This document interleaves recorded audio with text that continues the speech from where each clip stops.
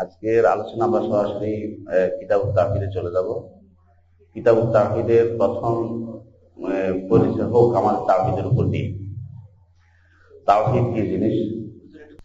তাওহীদ শব্দের অর্থ হচ্ছে এক করা কোনো কিছুকে। আমরা আগে আলোচনা করেছিলাম তাওহীদ, আমার মনে আছে যে বলেছিলাম কোনো কিছু এক করা, দুইটা জিনিস ভিন্ন ভিন্ন আছে, এক করা, এটাই তাওহীদ। কিন্তু আল্লাহর তাওহীদ এরকম নয় যে ভিন্ন আছে এক করে ফেলবো, এটা না। আল্লাহ তাওহীদ হচ্ছে তিনি এক, এটা স্বীকৃতি দেয়া, তার একত্বের স্বীকৃতি দেয়া। তিনি এক, সার্বিকভাবে এক, তিনি সবকিছু একাই করেছেন, তিনি একাই ইবাদত পাওয়ার যোগ্য, যাবতীয় নাম গুণ তারই একারই, আর কারোর সেখানে কোনো দখল নেই। এই জিনিসটা স্বীকৃতি দেয়ার নাম তাওহীদ। এটা সার্বিকভাবে এক করা নয়, একের স্বীকৃতি দেয়া, একের স্বীকৃতি দেয়া। অনেকে এটাকে একত্ববাদ বলা হয়। এই বাদের শব্দ থেকে আমি দূরে থাকতে চাই, এই জন্য যে বাদ তো বহু রকমের বাদ দুনিয়াতে আসছে, একত্ববাদ আসছে, সাম্যবাদ আসছে, হ্যাঁ, তারপরে আরো কত বাদ চলে আসছে না দুনিয়াতে। বাদ অনেকটা মতবাদের মতো হয়ে যায়। এর থেকে আমরা তাওহীদ এই শব্দটা, যেটা কোরআন ও সুন্নাহ ভিত্তিক শব্দ, সেটাই আমরা আলোচনা করব। তাওহীদ শব্দটা কোরআন রাসূলুল্লাহ সাল্লাল্লাহু আলাইহি ওয়াসাল্লামের সাহাবাদের মুখে উচ্চারিত হয়েছে। তাওহীদ শব্দটাই উচ্চারিত হয়েছে। যেমন হজের যে স্লোগান, হজের স্লোগানটা কি? লাব্বাইক আল্লাহুম্মা লাব্বাইক, লাব্বাইক লা শারীকা লাক, লাব্বাইক ইন্নাল হামদা ওয়ান নি'মাতা লাক ওয়াল মুলক লা শারীকা লাক। এই স্লোগানটাকে জাবির ইবনে আব্দুল্লাহ রাদিয়াল্লাহু আনহু বলেছেন যে ফালাব্বা বিত-তাওহীদ। রাসূলুল্লাহ সাল্লাল্লাহু আলাইহি ওয়াসাল্লাম তাওহীদের তালবিয়া পাঠ করলেন, অর্থাৎ তাওহীদ নাম দিয়েছেন তিনি নিজেই। আবার সাহাবাদের থেকে বর্ণিত আছে, রাদিয়াল্লাহু আলাইহিম আজমাইন, তারা বলছেন যখন হজের মধ্যে রাসূলুল্লাহ সাল্লাল্লাহু আলাইহি ওয়াসাল্লাম যে জায়গায় 2 রাকাত নামাজ পড়েছেন, সেটা হচ্ছে কি ওয়াত্তাখাযু মাকাম ইব্রাহিম মুসাল্লা, মাকাম ইব্রাহিমের সামনে রাসূলুল্লাহ সাল্লাল্লাহু আলাইহি ওয়াসাল্লাম 2 রাকাত নামাজ পড়েছেন। তো রাসূল সাহাবায়ে কেরাম বলতেছেন ফাসাল্লা বিত-তাওহীদ ওয়া কুল ইয়া আইয়ুহাল কাফিরুন, তিনি তাওহীদ এবং কুল ইয়া আইয়ুহাল কাফিরুন দিয়ে নামাজ পড়েছেন। তাওহীদটা কি?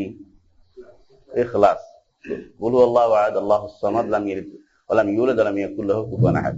সুতরাং বোঝা গেল তাওহীদ শব্দটি আমরা নিজেরা তৈরি করিনি, সাহাবায়ে কেরামের মুখে মুখে শব্দটি ছিল, সাহাবায়ে কেরামের মুখে মুখে শব্দটি ছিল। যেমনিভাবে সাহাবায়ে কেরাম রাদিয়াল্লাহু আলাইহিম আজমাইন তারা ঈমান শব্দ ব্যবহার করতেন।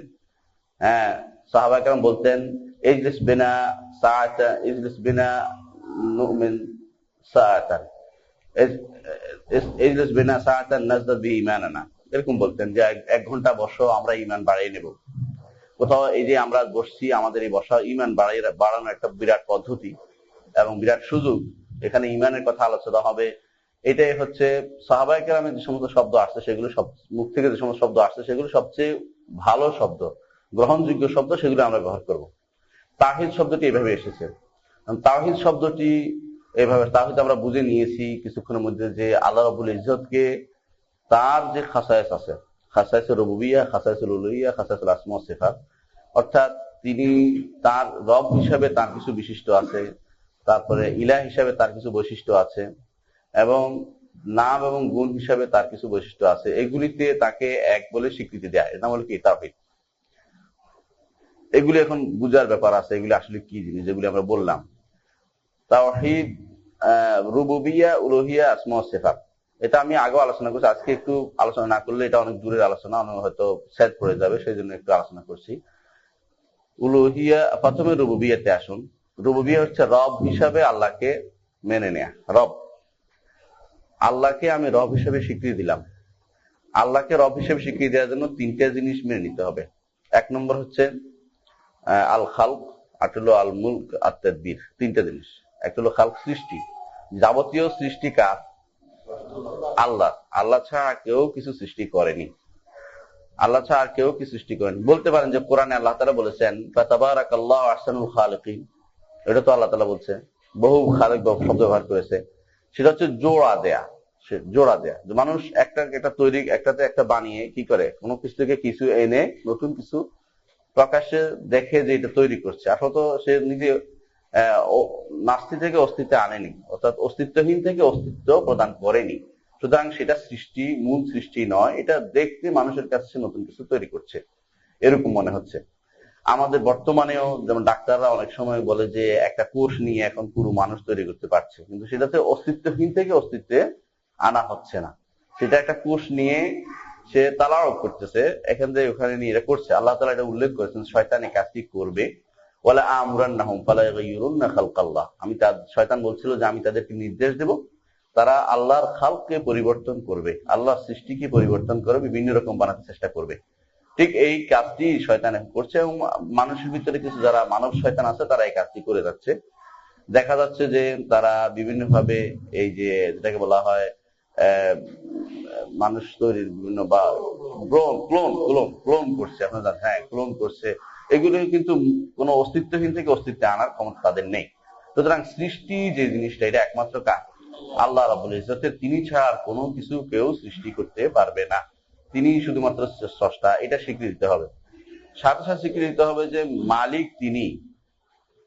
দুনিয়ার অনেক কিছুতেই আমরা মালিক হই, কিন্তু এগুলো প্রকৃত মালিক কিন্তু আমরা নই। আমাদের পরবর্তী জেনারেশন মালিক হয়ে যাচ্ছে অটোমেটিকলি।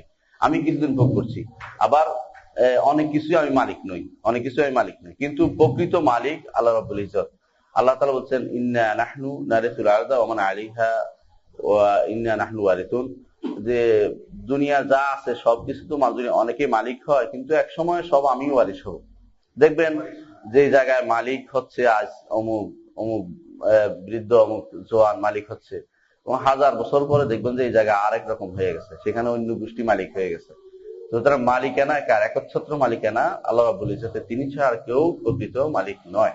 এবং তাছাড়া দুনিয়ার মালিক হয়তো তিনি কিছু হতে পারে, কিন্তু আখিরাতের যে মালিকানা সেটা কার হবে? সেদিন আল্লাহ তাআলা বলবেন যে লিমানিল মুলকুল ইয়াউম, সবাই বলবে লিল্লাহিল ওয়াহিদুল কাহ্হার, স্বীকৃতি দিবে সবাই যে আজকের দিনে মালিকানা কার, সবাই স্বীকৃতি দিতে হবে যে মালিকানা আল্লাহ রাব্বুল ইজ্জতের। তো দুনিয়ার যে মালিকানা মানুষকে দিয়েছে এটা সাময়িক, কিন্তু প্রকৃত মালিকানা কার? আল্লাহ রাব্বুল ইজ্জতের। তৃতীয় যে জিনিসটি স্বীকৃতি দিতে হবে সেটা হচ্ছে যে তাদবীর, পরিচালনা। আমরা আল্লাহ তাআলা বলছেন নিজে ওমান ইউদাব্বিরুল আমরা ফাসায়াকুলুন আল্লাহ, যে কে সবকিছু পরিচালনা করে, তারা অবশ্যই বলবে যে আল্লাহ সবকিছু পরিচালনা করে। তারা কারা? আরবের মুশরিকরা। আল্লাহর মুশরিকরা পরিচালনা করে, কার জন্য? আল্লাহ নির্ধারণ করছে। এখন বলে আমরাও তো কিছু পরিচালনা করি, অফিস পরিচালনা করি, আমাদের ছেলেপুলেদের পরিচালনা করছি, কিন্তু না, এটা সীমিত ক্ষমতার ভিতরে আল্লাহ রাব্বুল ইজ্জত আমাদেরকে যে ক্ষমতা দিয়েছেন সেটা আমরা পরিচালনা করছি, কিন্তু পরিপূর্ণ পরিচালনার ক্ষমতা আমাদের নয়। সূর্য নিয়ন্ত্রণ করছে আল্লাহ তাআলা, চন্দ্র নিয়ন্ত্রণ করছে আল্লাহ তাআলা, পৃথিবীর গাছপালা সবকিছু যত কিছু আছে বড় বড় সবকিছু নিয়ন্ত্রণ করছে আল্লাহ তাআলা। আমাদের নিয়ন্ত্রণ একেবারে এত নগণ্য যে এটা কিছুই না, সেটা তুলনায় কিছুই না। প্রকৃত নিয়ন্ত্রণ তিনি যাকে দিয়েছেন যতটুকু ততটুকু কেউ করতে পারছে। আবার এই নিয়ন্ত্রণের ক্ষমতাও সীমিত, এবং নিয়ন্ত্রণ অত্যন্ত স্বল্প নিয়ন্ত্রিত জিনিস। সুতরাং মূল কথা এটাই বলবো যে যদি কেউ আল্লাহকে রব হিসেবে স্বীকৃতি দিতে হয়, তো তাকে অবশ্যই 3টি জিনিস স্বীকৃতি দিতে হবে। 1 নম্বর হলো যে খালক, সৃষ্টি তিনি করেছেন। 2 নম্বর হলো তিনি সবকিছুর মালিক। 3 নম্বর হলো পরিচালনা বা দুনিয়া সবকিছু যেভাবে চলা দরকার সেভাবে যিনি চালাচ্ছেন তিনি আল্লাহ রাব্বুল ইজ্জত। আর কারো ক্ষমতা, কারো কর্তৃত্ব সেখানে চলে না।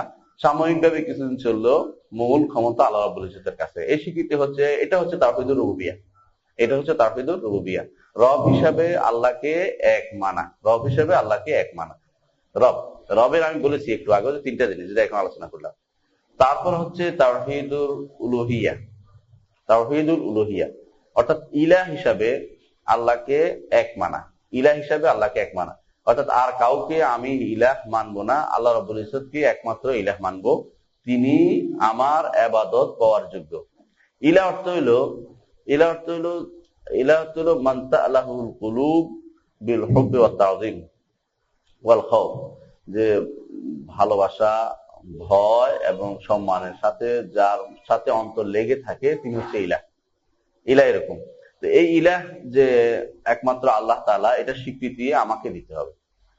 একটা জিনিস খেয়াল করুন, আগে যে 3টি জিনিস ছিল, খালক, মিল্ক এবং তাদবীর, সৃষ্টি এবং মালিক হওয়া এবং সবকিছু পরিচালনা করা, এটা কিন্তু আমার হাতে কিছুই ছিল না, এটা উপর দিক থেকে আসছে, অর্থাৎ উপর থেকে আল্লাহ যেভাবে চালাচ্ছেন সেভাবে তিনি চলবেন।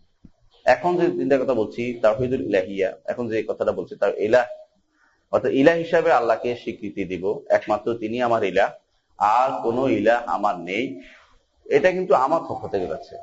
এই হিসাবে এই তাওহীদুল উলুহিয়ার আরেক নাম হচ্ছে তাওহীদুল ইবাদা, অর্থাৎ ইবাদত। আমার স্বীকৃতি জিনিসটা কার জন্য? আল্লাহর জন্য। তিনি ছাড়া আর কেউ আমার ইবাদত করার যোগ্য না। তিনি আমার ইবাদত পাবেন, আর কেউ পাবে না। এই যে ইবাদতের স্বীকৃতি আমি দিচ্ছি কার জন্য?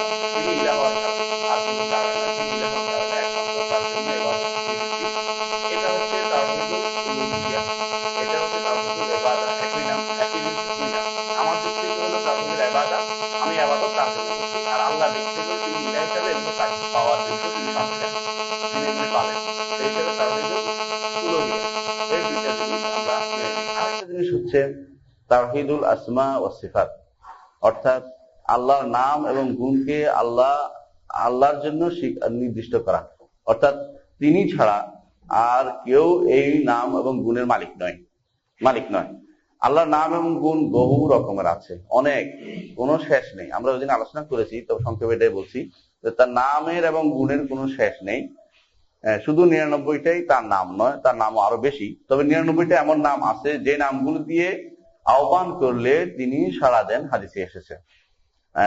এবং তার গুণের কোনো শেষ নেই। এক একটি নামের বহু গুণের ধারক, এক একটি নাম বহু গুণের ধারক। এক একটি নামের ভিতরে অনেকগুলো গুণ থাকে। যেমন রহমান, দয়া হতে হলে তিনি দয়া করার জন্য তার ক্ষমতা থাকতে হবে, কুদরত আছে। আবার দয়া করার জন্য তার এই জ্ঞানা থাকতে হবে, অর্থাৎ তার মধ্যে অমুখাপেক্ষিতা থাকতে হবে, কাউকে দয়া করতে দিতে হবে। তারপরে তার মালিক হতে হবে। একটা নামের ভিতরে বহু গুণ আছে, এক একটা নাম অনেকগুলি গুণের ধারক ও বাহক। তো আল্লাহ তাআলার এই নাম এবং গুণগুলি শিখিয়ে দেব, কোনো কিছুকে আমরা পরিবর্তন করব না, কোনো কিছু মানুষকে দিব না, অন্য মানুষ কোন সৃষ্টি জগৎকে দিব না। আল্লাহর নামগুলি শুধু তার নাম এবং গুণগুলি তার জন্য নির্ধারিত করব। আল্লাহর নামের মৌলিক গুণ, নাম এবং গুণগুলি যদি মৌলিকভাবে একত্র করা হয়, তাহলে তিনটি জিনিসের মধ্যে সেগুলি সীমাবদ্ধ করা যায়। এক নম্বর হচ্ছে যে আল কুদরা আল কামেলা, পরিপূর্ণ ক্ষমতা, অর্থাৎ যিনি পরিপূর্ণ ক্ষমতার অধিকারী, তিনি রহমত করতে পারেন, তিনি দান করতে পারেন, তিনি আমাদের জীবন দিতে, যতগুলি জীবন দিতে পারেন। তো এটা একটা বিরাট জিনিস যে কুদরত কামেলা, পরিপূর্ণ ক্ষমতা। দ্বিতীয় গুণটি হচ্ছে আল ইলমুল মুতলাক, একটা আল কুদরাতুল কামেলা, একটা ইলমুল মুতলাক, অর্থাৎ জ্ঞান, পূর্ণ জ্ঞান না থাকলে আপনি যতই আপনার আল্লাহকে ডাকছেন, তিনি যদি না জানেন, তাহলে তো আর সেটা ডাকা, তিনি ইলাহ হতে পারলেন না। সুতরাং তিনি পূর্ণ জ্ঞানের অধিকারী। কোথায়, কোন জায়গায়, কি অবস্থায়, কে কিভাবে ডাকছে সেটা তিনি জানেন। কি অবস্থায় কাকে কে ডাকছে, কি অবস্থায় ডাকছে, সবই তিনি আল্লাহ তাআলা জানেন। এই স্বীকৃতি ইলমুল মুতলাক বলা হয়, মানে সব সার্বিক জ্ঞান। আমাদের কিছু জ্ঞান আছে, আমাদের কিছু ক্ষমতা আছে, এগুলি কার দেয়া? আল্লাহর দেয়া। কিন্তু সেগুলি কমপ্লিট কোনো ক্ষমতা নয়, নইলে আমরা কেউ মরতাম না, আমরা অনেকের একে অপরের ষড়যন্ত্র জেনে ফেলতাম, কিন্তু কিছু জানি না। কিন্তু এগুলি কার? আল্লাহ তাআলা, তিনি সব জানেন। ইয়ালামু খায়িনাতাল আয়ুন ওয়া মা তুখফিস সুদূর, চোখ কোন খেয়ানত করতেছে এটা তিনি জানেন। এবং সুদূর, অন্তরে কি গোপন আছে, অন্তরে কোন জিনিস গোপন আছে সেটা তিনি জানেন। তিনি আলিমুল গায়ব, তিনি সবকিছু গায়েবের যাবতীয় আলিমুল গায়ব ওয়াশ শাহাদা, চাক্ষুষ এবং চাক্ষুষ নয়, যা দেখা যায় না, সবকিছু তিনি জানেন। সেই হিসাবে তিনি ইলমুল মুতলাক। আরেকটা হলো আল হুকমুল মুতলাক, অর্থাৎ কমপ্লিট বিধান, কমপ্লিট যে বিধিবিধান, সেটার কাজ আল্লাহ রাব্বুল ইজ্জত। তিনি ছাড়া এই জিনিসটা আর কেউ দিতে পারেন না। দুনিয়াতে মানুষ সাময়িকভাবে কিছুদিন তার বিধান চালাতে পারে কিছু মানুষের উপরে, কিন্তু আল্লাহর বিধান সর্বোপরি। তিনি যেটা বলবেন সেটাই হবে। তিনি কাউকে মৃত্যু দিলে সেটা দুনিয়ার মানুষ সবাই মিলে চেষ্টা করলেও সেই বিধান পরিবর্তন করতে পারবেন না। তিনি রাসূল প্রেরণ করবেন, সিদ্ধান্ত নিয়েছেন, কোনো মানুষ সেটাকে বন্ধ করতে পারেনি। তো এইভাবে আল্লাহর যার ইচ্ছা, তার ইচ্ছা শক্তি সবখানে কি প্রবলভাবে সেটা চলবে। সেটাই হচ্ছে আল হুকমুল মুতলাক। তিনি যেটা বিধিবিধান দিতে চাইবেন তাই চলবে। এটা মৌলিকভাবে আল্লাহর নাম এবং গুণগুলিকে আমরা এই তিনটি মৌলিক গুণের ভিতরে সীমাবদ্ধ করতে পারি। এর বাইরে অনেকগুলি গুণ আছে, কিন্তু এগুলির ভিতরে বললে আমরা আলোচনা করতে আমাদের জন্য সহজ হবে, সেই হিসেবে বলছি। তাহলে আমরা তাওহীদের চিনলাম, তাওহীদকে আমরা তাওহীদ কি এটা আমরা বুঝতে পারলাম। এখন আমরা যাব শাইখুল ইসলাম মুহাম্মদ আব্দুল ওয়াহাব কি দিয়ে শুরু করেছেন এবং কেন কিভাবে শুরু করেছেন সেটা আমরা আলোচনা করব সংক্ষেপে। তিনি গ্রন্থের প্রথমেই শুরু করেছেন কোরআন আয়াত দিয়ে। আমরা ওইদিন বলেছিলাম যে তার কিতাবের একটা মৌলিক গুণ হচ্ছে যে তিনি লম্বা কোনো ভাষণ, কোনো ভূমিকা দিয়ে শুরু করেননি। শুরু করেছেন মানুষকে স্বাভাবিকভাবে যে জিনিসটা তার দরকার, বোঝা দরকার, সেই জিনিসটা সরাসরি দিয়ে তিনি তার গ্রন্থটা শুরু করেছেন, যাতে করে মানুষ আল্লাহর কোরআনের সবচেয়ে কাছে থাকে এবং সহজে মানুষ আল্লাহর কোরআন থেকে হেদায়েত নিতে পারে। তিনি প্রথমে শুরু করেছেন কিতাবুত তাওহীদ, এটা বলেছেন, এটা আলোচনা আমরা করেছি। তিনি প্রথমে শুরু করেছেন ওয়াকাউলুল্লাহি তাআলা ওয়ামা খালাকতুল জিন্না ওয়াল ইনসা ইল্লা লিয়াবুদুন, আয়াত দিয়ে শুরু করেছেন অন্য কোনো কথা বাদ দিয়ে। এবং আল্লাহর বাণী ওয়ামা খালাকতুল জিন্না ওয়াল ইনসা ইল্লা লিয়াবুদুন, মা অর্থ, ওয়া অর্থ এবং, মা অর্থ না, এখানে না অর্থে যাও আছে, এখানে না অর্থে ফেইলের আগে দিয়ে আসলে, সামনে ফেইল আছে, ক্রিয়া কর্মের আগে আসলে কি অর্থ হয়? না অর্থ হয়। আরবিতে মা খালাকতু, সৃষ্টি করিনি, জিন ওয়াল ইনস, জিন অর্থ জিন, জিন আমরা চিনি, আমাদের দেশে জিন করি বলে সবাই, ইনস মানুষ, ইল্লা কেবলমাত্র, লিয়াবুদুন যাতে তারা আমার ইবাদত করে। অর্থাৎ আমি জিন এবং ইনসকে কেবলমাত্র আমার ইবাদতের জন্য সৃষ্টি করেছি। সহজ অনুবাদ এটা সূরা, আল্লাহ তাআলা সূরা যারিয়াতের 56 নম্বর আয়াতে এই কথা বলেছেন যে আমি জিন এবং ইনসকে কেবলমাত্র আমার ইবাদতের জন্য সৃষ্টি করেছি। এরপর বলছেন মা উরিদু মিনহুম মির রিজকিন ওয়া মা উরিদু আন ইউতঈমুন, তাদের কাছে আমি কোনো রিজিক চাই না এবং চাই না তারা আমাকে কোনো কিছু খাবার, কোনো আহার দিক, খাবার দিক, এটা আমি চাই না। তো মূল কথা যেটা, আল্লাহ তাআলা যে উদ্দেশ্যে মানুষকে সৃষ্টি করেছেন সেটা হচ্ছে যে তারা আল্লাহর ইবাদত করবে, আল্লাহর ইবাদত করবে। এখানে দেখেন লিয়াবুদুন অর্থাৎ একমাত্র আমার ইবাদত করবে। লিয়াবুদুনের তাফসীর যেটা করা হয়েছে, বিশেষ করে তাফসীর ইবনে জারীর তাবারিতে উল্লেখ করা হয়েছে, লিয়াবুদুন অর্থ লিইওয়াহিদুন, যাতে তারা আমার তাওহীদ প্রতিষ্ঠা করে, যাতে তারা আমার তাওহীদ নিজেদের মধ্যে চর্চা করে, নিজেদের মধ্যে তাওহীদের আলোচনা করে, তাওহীদ ঠিক করে নেয়, এটাই তাদের উদ্দেশ্য। ইবাদতের মূল উদ্দেশ্য, টার্গেট কিন্তু তাওহীদ। রাসূলুল্লাহ সাল্লাল্লাহু আলাইহি ওয়াসাল্লাম এই জন্য এই তাওহীদের আহ্বান দিয়েছেন কত বছর? 13 বছরের মধ্যে। রাসূল মক্কাতে 13 বছর ছিল, পুরো জীবনে তার তাওহীদের আহ্বান ছিল, কিন্তু একমাত্র তাওহীদের আহ্বান ছিল 13 বছরের মধ্যে 10 বছর। মেরাজের আগ পর্যন্ত কোনো নামাজ ফরজ ছিল না, নামাজ যখন ফরজ হয় সেটা মেরাজের পরে। তো 13 বছরের মধ্যে 10টা বছর শুধু তাওহীদের দাওয়াত দিয়েছেন, শুধু তাওহীদ দাওয়াত দিয়েছেন। তাওহীদটা এটা মূল উদ্দেশ্য হওয়ার কারণে পরবর্তী আরো আয়াত আসছে যে নবীরাও সেটা দাওয়াত দিয়েছেন। এখানে লিওয়াহিদুনের এক অর্থ। এখন বলতে পারেন যে যদি আল্লাহ তাআলা সবাইকে তার ইবাদতের জন্য সৃষ্টি করে থাকেন, তাহলে ইবাদতের বাইরেও তো কিছু মানুষ যারা আল্লাহর ইবাদত করে না, তো আল্লাহর ইচ্ছা কোথায় গেল? এটা প্রশ্ন আসতে পারে। যে কোনো জিনিসের মনে রাখবেন যে দুইটা উদ্দেশ্যে মানুষ, উদ্দেশ্য দুই রকমের হয়ে থাকে। একটা হচ্ছে যে এটাকে বলা হয় ইল্লা গাইয়া আর ইল্লা মুজিবা, মানে দুইটার কারণ আমি বুঝছি। যেমন আমি গ্লাসটা ভেঙেছি, এর অর্থ ভেঙে গেছে, ভাঙিয়েছে একটু ভেঙেছে, গ্লাস কিন্তু ভাঙলে না ভাঙে থাকে না, ঠিক আছে। আর একটা হচ্ছে যে আমি কলমটা কি করেছি, আমাদের কলম করে যে শার্পনার করে না, শার্পনার, যাতে করে আমি লিখতে পারি, নাও তো লিখতে পারি, এরপর একটু করেছে। এখানে হচ্ছে আল্লাহ তাআলার উদ্দেশ্য দুই রকমের। একটা হচ্ছে তিনি, এটা সবসময় আমাদের মাথায় রাখতে হবে যে আল্লাহর উদ্দেশ্য দুই রকমের। একটা হচ্ছে যে তিনি বাধ্য করে দেন, যেমন প্রতিটা মানুষ মরতে হবে, এটা বাধ্য। আর যেমন বাধ্য নয়, শরীয়ত ভাবে চান, শরীয়ত ভাবে তার উদ্দেশ্য এটা। তো ইবাদতটা তিনি চান যে প্রতিটা মানুষই আল্লাহর ইবাদত করুক, এটা তিনি চান, কিন্তু বাধ্য করে দেননি। বাধ্য না করে দেওয়ার কারণে, তিনি তো বাধ্য করে দেননি, সেই হিসাবে অনেকেই করে, অনেকেই করে না, অনেকেই করে, অনেকেই করে না। যারা আল্লাহর ইবাদত করে, আল্লাহর ইবাদত করে যাচ্ছে নিয়মিত, তারা আল্লাহর সঠিক বান্দা। আর যারা নিয়মিত আল্লাহর ইবাদত না করছে না, আল্লাহর ইবাদত করছে না, তারা আল্লাহর ইবাদত করছে না, তারা আল্লাহ সঠিক বান্দা হতে পারেনি। তারা কিন্তু বান্দা দুই রকমের। বান্দা দুই রকম, একটা হচ্ছে অবুদিয়া মুতলাকা, আর একটা হলো অবুদিয়া মুকাইয়াদা।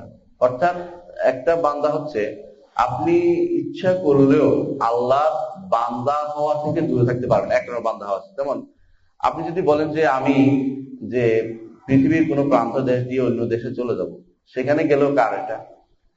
আল্লাহরই জায়গা, আর কোথাও যেতে পারবেন না। আল্লাহ তো এটা বলে দিয়েছেন, ইয়া মাশার জিন্নি ওয়াল ইনসি ইন ইসতাতা'তুম আন তানফুযু মিন আকতারিস সামাওয়াতি ওয়াল আরদি ফানফুযু লা তানফুযুনা ইল্লা বিসুলতান। হে জিন এবং মানুষ, যদি তোমরা তোমাদের ক্ষমতা থাকে যে আসমান জমিনের কোনো প্রান্ত যে আরেকখানে চলে যাও, যে আমার নিয়ন্ত্রণের বাইরে, তো দেখো তো যাইতে, যেখানে যাবা সেটাই কার? আমারই জায়গা, তো আল্লাহর জায়গা। আপনি ইচ্ছা করলেও বান্দা হওয়া থেকে দূরে থাকতে পারবেন না। অর্থাৎ কিছু জিনিস আল্লাহ নির্ধারণ করে দিয়েছেন, এর বাইরে আপনি যেতে পারবেন না। কি কি নির্ধারণ করে দিয়েছেন? আপনার মৃত্যু হবেই, হ্যাঁ, আপনার রিজিক নির্ধারিত, চেষ্টা করলে এর চেয়ে বেশি যতটুকু এর বাইরে আসবে না। আপনার জীবন যতদিনে অধীনে থাকবে, এর একদিনও এদিক সেদিক করা যাবে না। সন্তান ইচ্ছা করলে আপনি 10টা আনতে পারবেন না, আমরা 5টা লেগে থাকে। এই যে সৃষ্টি, এগুলো কিন্তু নির্ধারিত, বোঝা যাচ্ছে আপনার উপর কারণ নিয়ন্ত্রণ, আপনি বুঝতে পারছেন। কিন্তু আপনি নিজে যেটা করছেন সেটা আপনি হয়তো আল্লাহর জন্য করছেন না। যদি করতেন তা আল্লাহ সঠিক বান্দা হিসাবে আপনি গ্রহণযোগ্য করতেন। যারা যেমন ফেরাউন, আল্লাহ নিঃসন্দেহে আল্লাহরই বান্দা, কিন্তু মরতো না, নিঃসন্দেহে আল্লাহ, কিন্তু সে স্বীকৃতি দেয়নি, সেই হিসেবে সে জাহান্নামী, সে আল্লাহ সঠিক বান্দা হতে পারেনি। এই জন্য সঠিক বান্দা হওয়া আল্লাহ সবচেয়ে বড় মকাম, যেটা সবচেয়ে বান্দার জন্য, একজন মানুষের জন্য, একজন সৃষ্টি জীবের জন্য সবচেয়ে বড় স্তর হচ্ছে সঠিক বান্দা হতে পারা, সঠিক বান্দা হতে পারা। এই জন্য রব্বুল ইজ্জত আল্লাহ তাআলা রাসূলুল্লাহ সাল্লাল্লাহু আলাইহি ওয়াসাল্লামকে 3 জায়গাতে আব্দ হিসেবে স্বীকৃতি দিয়েছেন। প্রথম যখন তিনি তাকে নিয়ে মেরাজে গিয়েছেন, সেখানে তাকে বান্দা বলে তাকে সম্মানিত করেছেন। বলছেন সুবহানাল্লাযী আসরা বিআবদিহি লাইলান মিনাল মাসজিদিল হারাম ইলাল মাসজিদিল আকসা।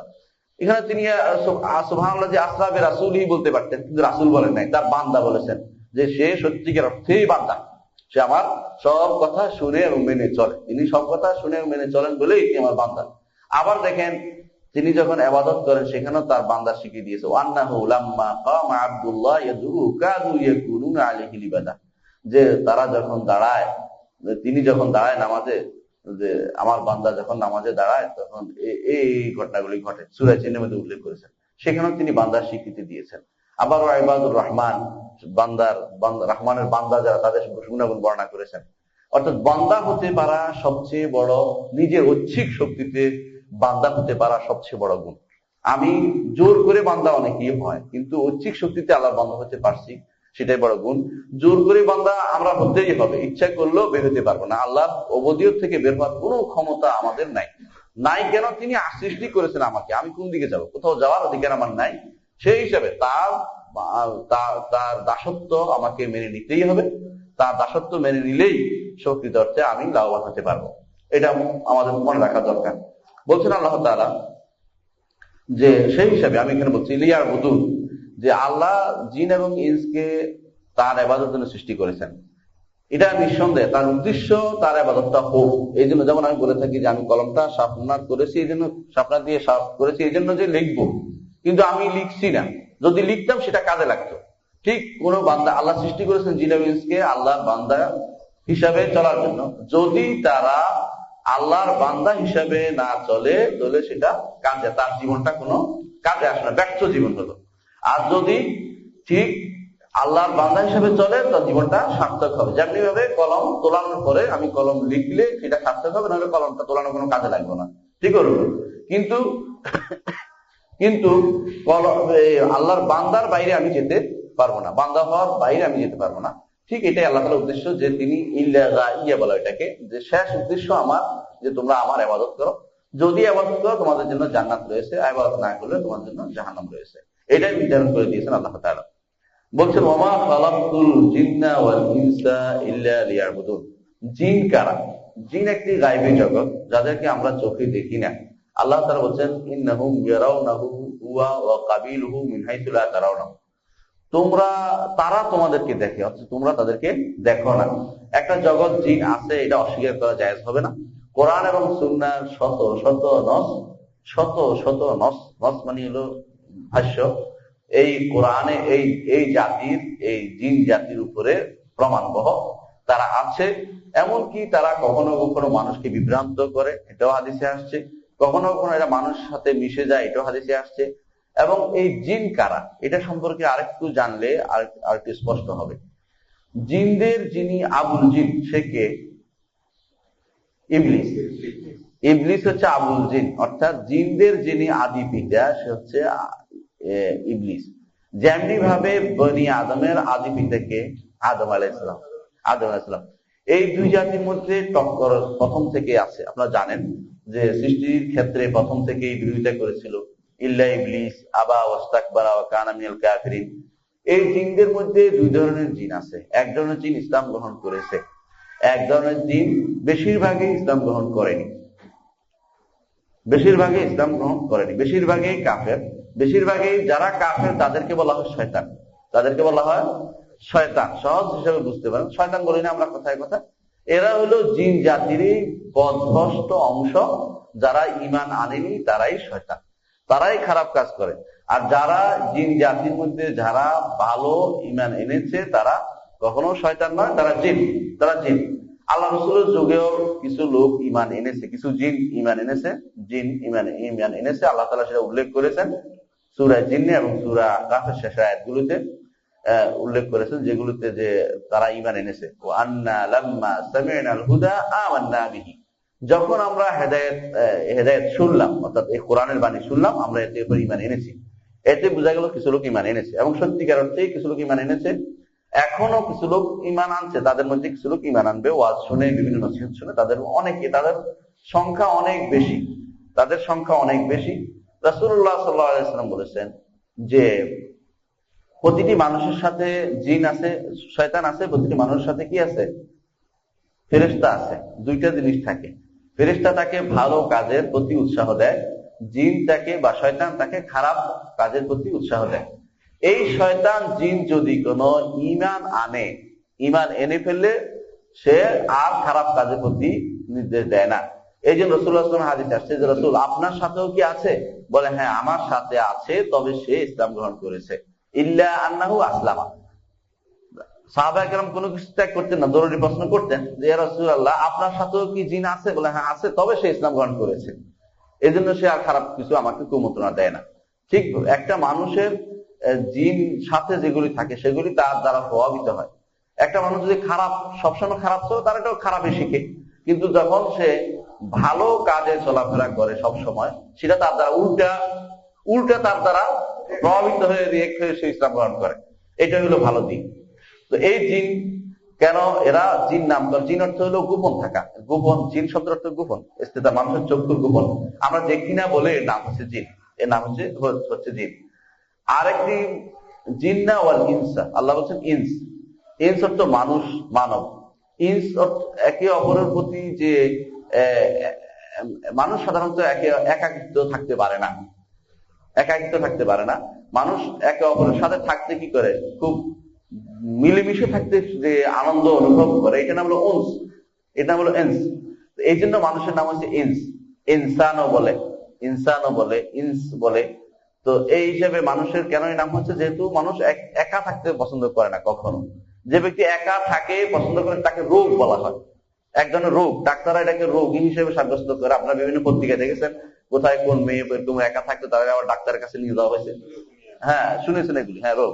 তো এই কারণটা হচ্ছে এখানে যে এই মানুষ, তো মানুষকে এই প্রবৃত্তি দিয়ে আল্লাহ তাআলা সৃষ্টি করেছেন, প্রকৃতি দিয়ে, যে তারা একা থাকবে না, এরা মানুষের সাথে মিশবে। এই জন্য সৃষ্টি করেছেন তার স্ত্রী তার থেকে। কিন্তু জিনের ব্যাপারে এটা বলেন নাই কিভাবে সৃষ্টি করেছেন, সেইভাবে আমরা চুপ থাকবো। এরপর আল্লাহ তাআলা বলছেন যে ওমা খালাকতুল জিন্না ওয়াল ইনসা ইল্লা লিয়াবুদুন, যে তাদেরকে সৃষ্টি করেছি কি জন্য? তাদের জিন এবং ইনসকে সৃষ্টি করেছি আমার ইবাদতের জন্য, তাওহীদ করা, তাওহীদ যেন তাদের সবকিছুর মূলে যেন তাওহীদ থাকে, এই জন্য আল্লাহ তাআলা তাদেরকে সৃষ্টি করেছেন। শুধু যে ইবাদতের জন্য সৃষ্টি করেছেন এটা বলে কিন্তু শেষ করেন নাই। তিনি বলছেন এই ইবাদতের জন্য সৃষ্টি করার কারণ কি, অন্য কাউকে কেন নির্ধারণ করেন নাই? যেমন গাছপালা আছে, যেমন পাহাড় পর্বত আছে, যেমন নদী নালা আছে, ওদের ব্যাপারে কিন্তু ইবাদতের কোনো নির্দেশ আসেনি। শুধু মানুষ এবং জিনের জন্য কেন আসলো? এই জন্য আসছে যে তাদেরকে আল্লাহ তাআলা বিবেক দিয়েছেন, এই বিবেক খাটিয়ে তারা একটা জিনিসে কি করতে পারে, একটা বিবেক খাটিয়ে তারা ভালো মন্দ বিচার করতে পারে। আল্লাহ তাআলা বলছেন ওয়াহাদাইনাহুন নাজদাইন, আমি তাকে ভালো মন্দ দুটি জিনিস চেনার পথ দেখিয়েছি। অর্থাৎ সে ইচ্ছা করলে ভালোটা নিতে পারে, খারাপটা। এই যে আকল দিয়েছেন, আকলটাই হচ্ছে মূলত আপনাকে মুকাল্লাফ বা আপনাকে যে ইবাদত করার কারণ। ইবাদত এই জন্য যার আকল নাই তার ইবাদত গ্রহণযোগ্য হয় না, যার আকল নাই তার ইবাদত গ্রহণযোগ্য হয় না শরীয়তে। যেমন একটা পাগল, তার ইবাদত গুলো গ্রহণযোগ্য নয়। তার ছোট বাচ্চা, তার আকল পূর্ণতা আসেনি, তার কিন্তু কিছু আকল আছে, একদম না, পূর্ণতা আসেনি, এই জন্য তার ইবাদত কি থাকে, তার পিতা মাতার জন্য গণ্য, যা পিতা মাতা তাকে নির্দেশ দিয়েছেন এদেশে করছে বা তৈরি হচ্ছে ভবিষ্যতের জন্য। রাসূলুল্লাহ সাল্লাল্লাহু আলাইহি ওয়াসাল্লাম 7 বছর থেকে বলেছেন, এর আগে বলেন নাই কিন্তু। 7 বছরে কিন্তু এখন অনেকটা বাচ্চাদের মধ্যে অনেকটা বুঝ চলে আসে। 10 বছরে তারা পরিপূর্ণ প্রায় অনেক কিছুই বুঝতে শেখে বেশিরভাগ সময়। সেই হিসেবে তাদের মধ্যে বলছে 10 বছর তার মায়ের হলো নামাজ পড়াতে, কারণ শুরু করতে হবে। কিন্তু মূলত তার এটা কি জন্য বলেছে, তার অভ্যাস তৈরি করার জন্য। তো কখন থেকে তার গুনাহ লেখা হবে? যখন সে বালেগ হবে, প্রাপ্তবয়স্ক হবে, যখন সে প্রাপ্তবয়স্ক তখন সে তার গুনাহ লেখা। তার গুনাহ লেখা হচ্ছে না, এর আগে যেটা পাবে এটা পিতা মাতার জন্য। প্রমাণ কি? রাসূলুল্লাহ সাল্লাল্লাহু আলাইহি ওয়াসাল্লাম বলেছেন, তিনি একদিন বিদায় হজে তিনি যাচ্ছেন হজে, এমন মহিলা এক বাচ্চাকে উঠিয়ে ধরে বলল যে এর কি হজ আছে? রাসূলুল্লাহ সাল্লাল্লাহু আলাইহি ওয়াসাল্লাম বললেন, হ্যাঁ এর হজ আছে, তবে এর সওয়াব তোমার। হজের সওয়াবটা কে পাবে? তার মা পাচ্ছে। কেন? তার মা তার জন্য চেষ্টা করে হজটা করাচ্ছে। তো তার বিবেকের কারণেই মূলত আল্লাহ তাআলা, বিবেক দেওয়ার কারণে জিন এবং ইনসকে আল্লাহ তাআলা ইবাদতের জন্য মানুষ এবং জিনকে বিচার করেছে, তারা ইবাদত করবে। এই শুধু বিবেক দিয়ে আল্লাহ তাআলা ক্ষান্ত হননি, সাথে সাথে দুইটি জিনিস দিয়েছেন। একটা হলো রাসূল প্রেরণ করেছেন। যখনই প্রয়োজন হয়েছে, মানুষ ভুলে গেছে। বিবেক বিভিন্ন ভাবে প্রভাবিত হয়, কখনো পারিপার্শ্বিক অবস্থা, কখনো মানুষের ভুল কিছু থিওরির মাধ্যমে মানুষ ক্ষতিগ্রস্ত হতে পারে। সব মিলে বিবেক যখন বিভ্রান্ত হয়ে যায়, বিভ্রান্ত বিবেককে সঠিক পথে পরিচালনা করার জন্য আল্লাহ তাআলা যুগে যুগে রাসূল প্রেরণ করেছেন। শুধু রাসূল প্রেরণ করে ক্ষান্ত হননি, যুগে যুগে যখন দেখেছেন যে নতুন শরীয়ত দেওয়া দরকার, মানুষের বিবেকের ভিতরে কি আসছে, পরিবর্তন আসছে, তখন নতুন কিতাবও দিয়েছেন, নতুন শরীয়ত দিয়েছেন। এই জিনিসটা আমি বুঝাতে চাচ্ছি, আদম আলাইহিস সালামের যুগে মানুষের যে জ্ঞান ছিল, পরবর্তী যুগে যে জ্ঞান ছিল, এখন মানুষের জ্ঞানের মধ্যে পরিধি অনেক বাড়ছে না, অনেক বাড়ছে। সেই হিসাবে আল্লাহ তাআলা সর্বশেষ নবী, সর্বশেষ রাসূলকে একটা কিতাব দিয়েছেন, যে কিতাব কিয়ামত পর্যন্ত বিজ্ঞানময় হিসেবে থাকবে। তার থেকে জ্ঞান হিকমত কোনোদিন শেষ হবে না। কারণ এটা এমন কিতাব দিয়ে দিয়েছেন যে এখন মানুষের উন্নতির উৎকর্ষ শেষ পর্যায়ে পৌঁছেছে, নতুন কোন রাসূলের প্রয়োজন নাই। এই কিতাব দিয়েছি লাস্ট কিতাব, এই রাসূল দিয়েছি লাস্ট রাসূল, এরপরে আর পরিবর্তন হওয়ার কিছু নেই, বাস এই হিসেবে তিনি দিয়ে দিয়েছেন। সেই হিসেবে বলতে পারি যে আল্লাহ তাআলা ইবাদত করার জন্য আমাদের যে নির্দেশ দিয়েছেন, সেটার মূল কারণ হচ্ছে আমাদেরকে তিনি বিবেক দিয়েছেন। যাকে বিবেক দেন নাই তার ইবাদতের নির্দেশ দেন নাই। তার সাথে বিবেকের সাথে তিনি জুড়ে দিয়েছেন, প্রয়োজনে সময়ের সাথে সাথে তিনি রাসূল প্রেরণ করেছেন। আর যখনই কোন শরীয়তের প্রয়োজন হয়েছে অথবা কিতাবের প্রয়োজন হয়েছে, তিনি কিতাব দিয়েছেন। একটা কথা মনে রাখা দরকার, সব কিতাবে কিন্তু নতুন শরীয়ত আসেনি, সব কিতাবে নতুন শরীয়ত আসেনি। আবার সব শরীয়তের জন্য কিতাব নাযিল হয়নি, সহিফা দিয়ে কখনো সহিফা অর্থ হলো ছোট চিঠির আকারে কোনো গ্রন্থ দিয়ে কখনো সেটা কমপ্লিট করা হয়েছে। সুতরাং এটা আমাদের মনে রাখতে হবে যে আল্লাহ তাআলা যখন যেটা প্রয়োজন তিনি সেটা বান্দার জন্য সেটা সরবরাহ করেছেন। তিনি বুঝেন বান্দার কখন কি প্রয়োজন, সেই হিসেবে তিনি আমাদের জন্য ইবাদতের নির্দেশ দিয়েছেন। পরবর্তী আয়াতে আল্লাহ তাআলা বলছেন, দেখেন আল্লাহ তাআলা বলছেন এরপরে শাইখুল ইসলাম মুহাম্মদ ইবনে আব্দুল ওয়াহাব পরে আয়াতটি বলছেন, ওয়া কাউলুহু তাআলা ওয়া লাকাদ বা'আথনা ফি কুল্লি উম্মাতির রাসূলান আন ইবুদুল্লাহ ওয়া জিতানিবুত তাগুত। আর আল্লাহর বাণী যে অবশ্যই অবশ্যই বা'আসনা আমরা প্রেরণ করেছি ফি কুল্লি উম্মাতিন প্রতিটি উম্মতে রাসূল প্রেরণ করেছি কি বলে আনিবুদুল্লাহ ওয়াজতানিবুত তাগুত যাতে তারা একমাত্র আল্লাহর ইবাদত করে এবং তাগুতকে এক পাশে রাখে, তাগুতকে দূরে রাখে, তাগুতকে দূরে রাখে। বলা হচ্ছে ওয়ালাকাদ বা'আসনা, বা'আসনা অর্থ হলো বের করে নিয়ে আসা, আখরাজনা বের করা, বের করা। বা'আসনা অর্থ হলো বের করা, কোনো কিছুকে বের করে নিয়ে আসা। এজন্য বা'আস বলা, হাসরের মাঠে আমাদের বা'আস হবে, কারণ কবর থেকে বের করে আমরা আল্লাহর সামনে উপস্থিত হব, সেই জন্য এটা হলো বা'আস। ওয়াল বা'আসে বা'দাল মাউত আমরা পড়েছি, মৃত্যুর পরে বা'আস, একত্রিত হওয়া, বের করে নিয়ে আসবে আল্লাহ তাআলা ওখানে হাসরের মাঠে, যে আল্লাহ তাআলা বের করে নেবেন সেটা হলো একটা বা'আস। আবার দুনিয়াতে আল্লাহ তাআলা রাসূল প্রেরণ করেছেন ফি কুল্লি উম্মাতির রাসূলান, প্রতিটি উম্মতে তিনি রাসূল প্রেরণ করেছেন। উম্মত শব্দের বিভিন্ন অর্থ আছে, কোরআন কারীমে উম্মত শব্দের কয়েকটি অর্থে ব্যবহৃত হয়েছে। এটা জানা থাকলে আপনাদের যখন কোরআন পড়বেন তখন সহজ হবে। উম্মত তো কিছু মানুষ, যেমন এই কিছু মানুষ, তায়েফা মিনান নাস, একটু জনগোষ্ঠী, জনগোষ্ঠীর প্রতিটি জনগোষ্ঠীতে আমরা প্রেরণ করেছি রাসূল, এটা এক অর্থ আছে। উম্মত শব্দের আরেক অর্থ আছে ইমাম, উম্মত শব্দের আরেক অর্থ আছে ইমাম।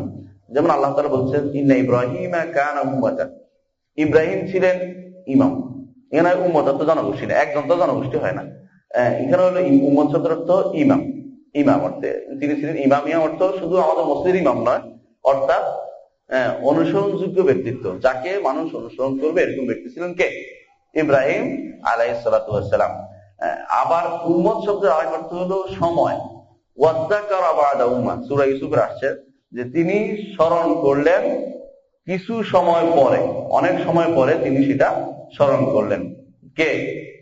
ওয়াযাকারা বা'দা উম্মাহ, ওই ইউসুফ আলাইহিস সালামের সাথে দুইজন জেলে গিয়েছিল। তো ইউসুফ আলাইহিস সালাম তাকে বলছিলেন যে তুমি যখন বের হবা, তুমি তো, আমি উনি স্বপ্নে তাবির করে বললেন যে তুমি বের হয়ে যাবা, তুমি যখন বের হয়ে যাবা তখন তুমি আমার কথা একটু স্মরণ করে দিও যে আমি জেলে, অন্যায় ভাবে জেলে আছি, তুমি একটু বলে দিও বাদশাকে।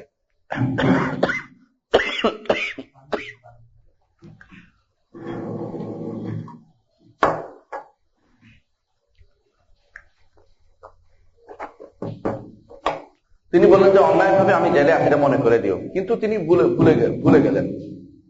আল্লাহ তাআলা কথা উল্লেখ করলেন যে ওয়াযাকারা বা'দা উম্মাহ, অর্থাৎ সে স্মরণ করলো, ওয়াযাকারা স্মরণ করা, সে স্মরণ করলো বা'দা উম্মাহ অনেক সময়ের পরে। তো সময় বুঝাইছে উম্মাহ শব্দের অর্থ।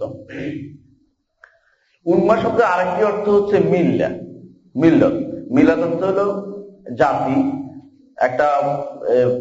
একটা সম্প্রদায়। হ্যাঁ ঠিক আছে, আসসান, এই অর্থে ব্যবহৃত হয়েছে। এটা কোথায় ব্যবহার হয়েছে? আল্লাহ তাআলা বলছেন ইন্না ওয়াজাদনা আবানা আলা উম্মাহ ওয়া ইন্না আলা আথারিহিম মুকতাদুন। যখনই কাফেরদের কাছে নবী আসছে তখন বলতো আমরা আমাদের সম্প্রদায়কে যেটার উপর পেয়েছি এটার উপর থাকবো, তুমি নতুন কথা বলতে এসো না। এর উম্মাহ অর্থ সম্প্রদায়ের অর্থ, আমাদের সম্প্রদায় যেটা পাইছে। তো এই উম্মাহ চারটি অর্থ আছে। এখানে যে অর্থে ব্যবহৃত হয়েছে আল্লাহ তাআলা এই যিনি আমাদের শেখ যে আয়াতটা এনেছেন সেখানে ব্যবহৃত হয়েছে মানুষ, জনগোষ্ঠী, যে আল্লাহ তাআলা বিভিন্ন জনগোষ্ঠীতে কি প্রেরণ করেছেন? রাসূল প্রেরণ করেছেন।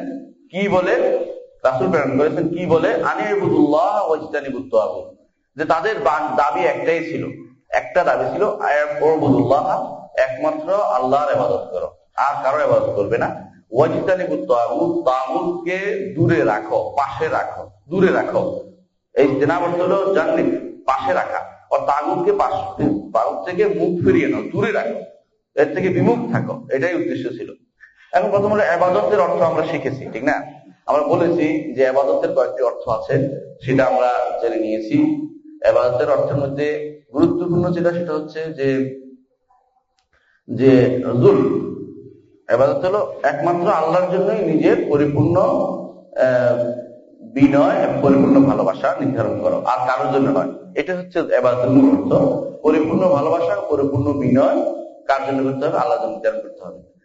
এই যে পরিপূর্ণ, যে কোনো জিনিসে যদি আমি পরিপূর্ণ ভালোবাসা, পরিপূর্ণ বিনয় যদি কোনো কিছু করি, সেটা ইবাদতে পরিণত হবে। যদি আল্লাহর জন্য করি আল্লাহ হবে, আর অন্য কিছুর জন্য করলে অন্য কিছুর ইবাদত হয়ে যাবে, অন্য কিছুর ইবাদত হয়ে যাবে। কিছু মানুষ আছে দুনিয়ার চাকচিক্য জীবনের জন্য ইবাদত করে, আমরা এটা উল্লেখ করেছি আগেই, তবে আবার মনে করাই দিচ্ছি।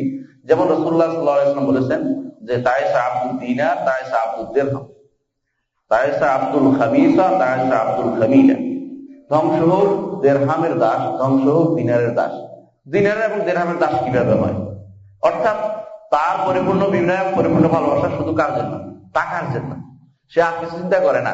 তো বোঝা গেল সে এইটাকে ইবাদত করতেছে, তার পূজনীয় হয়ে গেছে এটা, এখন সেটা সে পূজা করতেছে। অথচ তার ইবাদত দরকার ছিল আল্লাহ। এই ইবাদতটা পাওয়ার আল্লাহ তাআলা এটা পাওয়ার হকদার, অথচ এটাকে দুনিয়ার যে কোনো জিনিসের জন্য করে নিচ্ছে।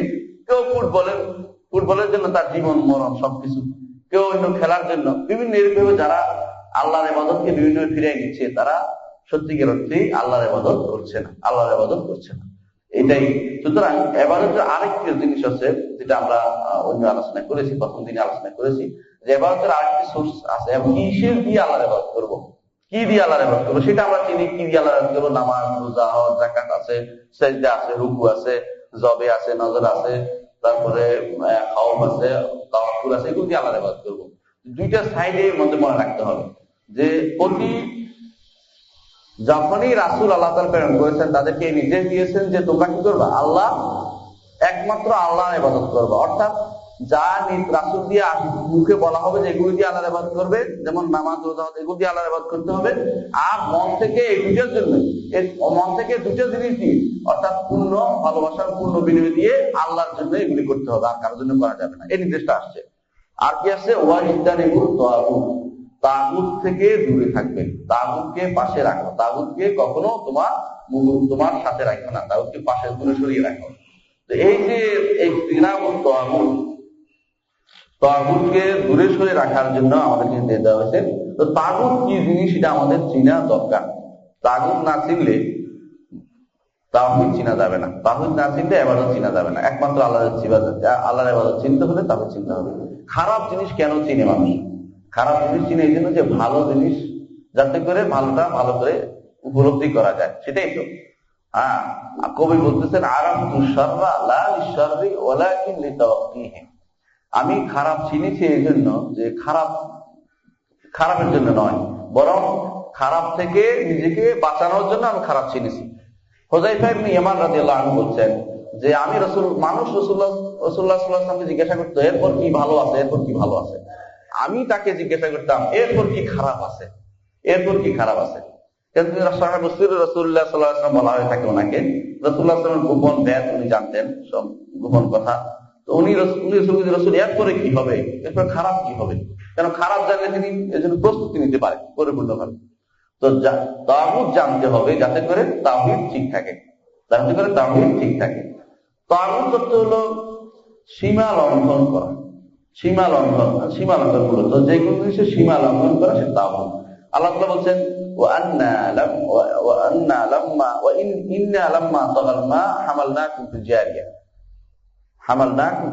যখন পানি সীমা লঙ্ঘন করলো, তগা শব্দ আসছে ওখানে, সীমা লঙ্ঘন করলো, তখন আমি তোমাদেরকে নৌকায়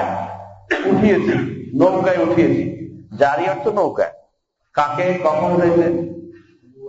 নূহ আলাইহিস সালামকে। যখন পানি বেশি হয়ে গেল তখন সবাইকে নৌকায় উঠে গেছে। এর তগা অর্থ সীমা লঙ্ঘন করলো, একটা সীমা আছে চলাফেরার, সেই সীমা লঙ্ঘন করলো, পানি সবকিছু উপরে উঠে যাচ্ছে, উপচে পড়তেছে, তখন বাধ্য হয়ে নৌকা উঠছে। এই সীমা লঙ্ঘন করা তগা শব্দটা কোরআন শরীফে এসেছে, তাগুত শব্দ এসেছে। এই তাগুত কারা? ইবনে কাইয়িম রাহমাতুল্লাহ আলাইহি বলতেছেন যে কুল্লু মা তাজাওয়াজা বিল আবদু হাদ্দাহু মিন মাতবুইন আও মা'বুদিন আও মুতা'ইন। তাগুত হচ্ছে বান্দা কোন অনুসারী অথবা কোন মাবুদের অথবা কোন আনুগত্যকারী সীমা লঙ্ঘন করলে সেটা তাগুতে পরিণত হয়। সহজে বুঝেন, তিনটা জিনিসের মাতবুর হতে পারে, মাবুদ হতে পারে, মুতা হতে পারে, তিনটা জিনিস। অর্থাৎ অনুসরণকৃত ব্যক্তি, অনুসরণকৃত অথবা মাবুদ উপাস্য অথবা মুতা সীমা যার আনুগত্য করা হয়, আনুগত্যের দিক, এই তিনটা দিকে কেউ যদি সীমা লঙ্ঘন করে তখন সেটা তাগুতে পরিণত হয়। আবারও বলছি, অনুসরণ করতে গিয়ে, ইবাদত করতে গিয়ে এবং আনুগত্য করতে গিয়ে সীমা লঙ্ঘন করলে সেটা তাগুতে পরিণত হয়।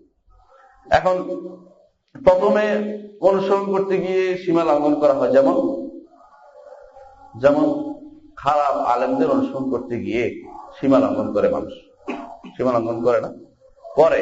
আল্লাহ তাআলা এটা উল্লেখ করেছেন, দেখেন যে ইত্তাখাযু আহবারাহুম ওয়া রুহবানাহুম আরবাবাম মিন দুনিল্লাহ ওয়াল মাসীহ ইবনে মারইয়াম। তারা তাদের আলেম, কারা? বনী ইসরাঈলরা তাদের আলেম এবং দরবেশ শ্রেণী এদের এবং ঈসা ইবনে মারইয়ামকে রব বানিয়ে নিয়েছে, রব বানিয়ে নিয়েছে। অথচ রব বানিয়েছে কি করে? তাফসীর করেছে তাহলিলুল হালাল, তাহরিমুল হালাল ও তাহলিলুল হারাম, অর্থাৎ হারামকে হালাল জ্ঞান এবং হারামকে হালাল জ্ঞান করার কারণে তারা রব বানিয়ে নিয়েছে। এই তাফসীর আছে আদী ইবনে হাতিম তাফসীর। আদী ইবনে হাতিম রাদিয়াল্লাহু আনহু ঈমান গ্রহণ করে রাসূলুল্লাহ সাল্লাল্লাহু আলাইহি ওয়াসাল্লামের কাছে আসলেন ঈমান গ্রহণ করতে। তো আসার পরে ঈমান গ্রহণ করতে আসছেন, আসার পরে ওনার ছিল গলায় ছিল একটা বড় ধরনের ক্রুশ। আপনি দেখছেন খ্রিস্টানদের যারা পাদ্রী, ওদের গলায় ক্রুশের লম্বা টানা থাকে, লম্বা একটা।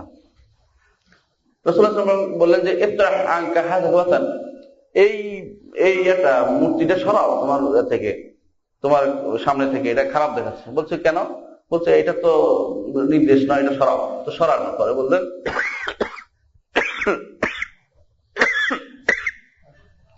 রাসূলুল্লাহ সাল্লাল্লাহু আলাইহি ওয়াসাল্লাম বললেন, এই আয়াতটা তেলাওয়াত করলেন, ইত্তাখাযু আহবারাহুম ওয়া রুহবানাহুম আরবাবা মিন দুনিল্লাহ ওয়াল মাসীহ ইবনে মারইয়াম। তারা তাদের আহবার এবং রুহবান অর্থাৎ সংসার বিরাগী আলেম এবং সংসার বিরাগী এবং মসীহ ইবনে মারইয়ামকে রব বানিয়ে নিয়েছে। বলতে আমরা তো রব মানি না, আমরা তো ইলাহ, রব মানি আল্লাহকে। আমরা তাদেরকে মাঝে তাদের করি, শুধুমাত্র অনুকরণ করি। তো বলতেছেন রাসূলুল্লাহ সাল্লাল্লাহু আলাইহি ওয়াসাল্লাম বললেন যে তারা যখন কোনো কিছু হালাল করে তোমরা তাদের অনুসরণ করো না? করি। তারা কোনো কিছু হারাম বলে তোমরা তাদের অনুগত করো না? বিনা দলিলে? হ্যাঁ করি। তো তোমরা তিলকা ইবাদত, এটাই তো তাদের ইবাদত করতেছ তোমরা। সুতরাং রব হিসেবে তোমরা মেনে নিয়েছ। হালাল হারামের ক্ষমতা কাকে দিয়েছ? হালাল হারাম করার ক্ষমতা তাহলে কাকে দিয়ে দিয়েছ? তো তাদের আলেমদেরকে, খারাপ আলেমদেরকে তোমরা দিয়ে দিয়েছ, আহবার এবং রুহবানকে দিয়েছ, মাসীহ ইবনে মারইয়ামকে তোমরা রব বানিয়েছ। তাই আল্লাহ তাআলার বর্ণনার সৌন্দর্য কত বেশি। আল্লাহ তাআলা কিন্তু মাসীহ ইবনে পরে উল্লেখ করেছেন, কারণ মাসীহ ইবনে মারইয়াম কিন্তু এটাতে রাজি নেই। মনে রাখতে হবে তাগুত ওই সময় হবে যখন কেউ হালাল হারাম করার পরে নিজের পক্ষ থেকে, আল্লাহর পক্ষ থেকে না, চায় যে মানুষ এই হালাল হারামকে অনুসরণ করুক, তখন সে তাগুত হবে। যখন যে ব্যক্তি যদি কোনো আলেম আল্লাহর কথা বলে চলে যায়, এরপরে কেউ বিকৃত করে অন্য কিছু অনুসরণ করে, তখন সে তাগুত হবে না। এই জন্য আল্লাহ তাআলা ইত্তাখাযু আহবারাহুম ওয়া রুহবানাহুম আরবাবা মিন দুনিল্লাহ ওয়াল মাসীহ ইবনে মারইয়াম পরে উল্লেখ করেছেন। কেন? যে মাসীহ ইবনে মারইয়াম কোনোদিন কি করেন নাই? হালাল হারামের আল্লাহর নির্দেশের বাইরে কোনো কিছু হালাল হারাম করতে বলেন নাই। কিন্তু এরা খারাপ আলেমরা, ওলামা সু, খারাপ আলেমরা, তারা শুধুমাত্র এগুলি পরিবর্তন করে নিজেদের আনুগত্য করার জন্য মানুষকে বাধ্য করেছে। সুতরাং এই যে মাতবু, যে খারাপ আনুগত্য, ভুল আনুগত্য, সীমা লঙ্ঘন যখন করা হয়, সেটা তাগুতে পরিণত হয়। তেমনি ভাবে মাবুদ, আপনি ইবাদত করবেন আল্লাহ, সীমা লঙ্ঘন করে বান্দা ইবাদত করলেন কার? বান্দা। এই যে আপনি কি হচ্ছেন, যে কোনো কিছুর ইবাদত করা হবে সেটা তাগুতে পরিণত হবে। যেমন সেটা মানুষও হতে পারে, পাথরও হতে পারে, নদীও হতে পারে, বট গাছও হতে পারে, তুলসী পাতা হতে পারে, তুলসী গাছও হতে পারে। এগুলি সবগুলি কি? তাগুতের অংশ। তৃতীয় যে জিনিসটা সেটা হচ্ছে যে মুতা, আনুগত্যের ক্ষেত্রে আমরা দেখেন, আর আনুগত্যের ক্ষেত্রেও আমরা কি সীমা লঙ্ঘন করি দুনিয়াতে। যদি আল্লাহর নির্দেশের বাইরে অন্য কারো নির্দেশকে প্রাধান্য দেয়, সেখানে কি হচ্ছে? আনুগত্যের ক্ষেত্রে আমি যদি তাদের আনুগত্যের ক্ষেত্রে আল্লাহর নির্দেশকে ফেলে দেই, সেখানেও কিন্তু আমি তাগুতের পরিচয় দিলাম। তো নির্দেশ আসছে যখনই, কোরআন আয়াতের অর্থ হলো যখনই আল্লাহ তার রাসূল প্রেরণ করেছেন, তখন উদ্দেশ্য ছিল এটাই যে একমাত্র আল্লাহর ইবাদত হবে, তাগুতের আনুগত্য থেকে মানুষ দূরে থাকবে। পরবর্তী আয়াতে আল্লাহ তাআলা বলেন, ওয়াকাদা রাব্বুকা আল্লা তা'বুদু ইল্লা ইয়্যাহ। শেখের কিতাবের মধ্যে, শেখের বইয়ের মধ্যে যেটা বলছেন, তিনি উল্লেখ করেছেন ওয়াকাদা রাব্বুকা আল্লা তা'বুদু ইল্লা ইয়্যাহ ওয়া বিল ওয়ালিদাইনি ইহসানা। ওয়াকাদা অর্থাৎ ফয়সালা করেছেন, এক অর্থ। আরেক অর্থ হচ্ছে কাদা অর্থ নির্দেশ দিয়েছেন। কাদা অর্থ ফয়সালা করা, কাদা অর্থ নির্দেশ দেয়া।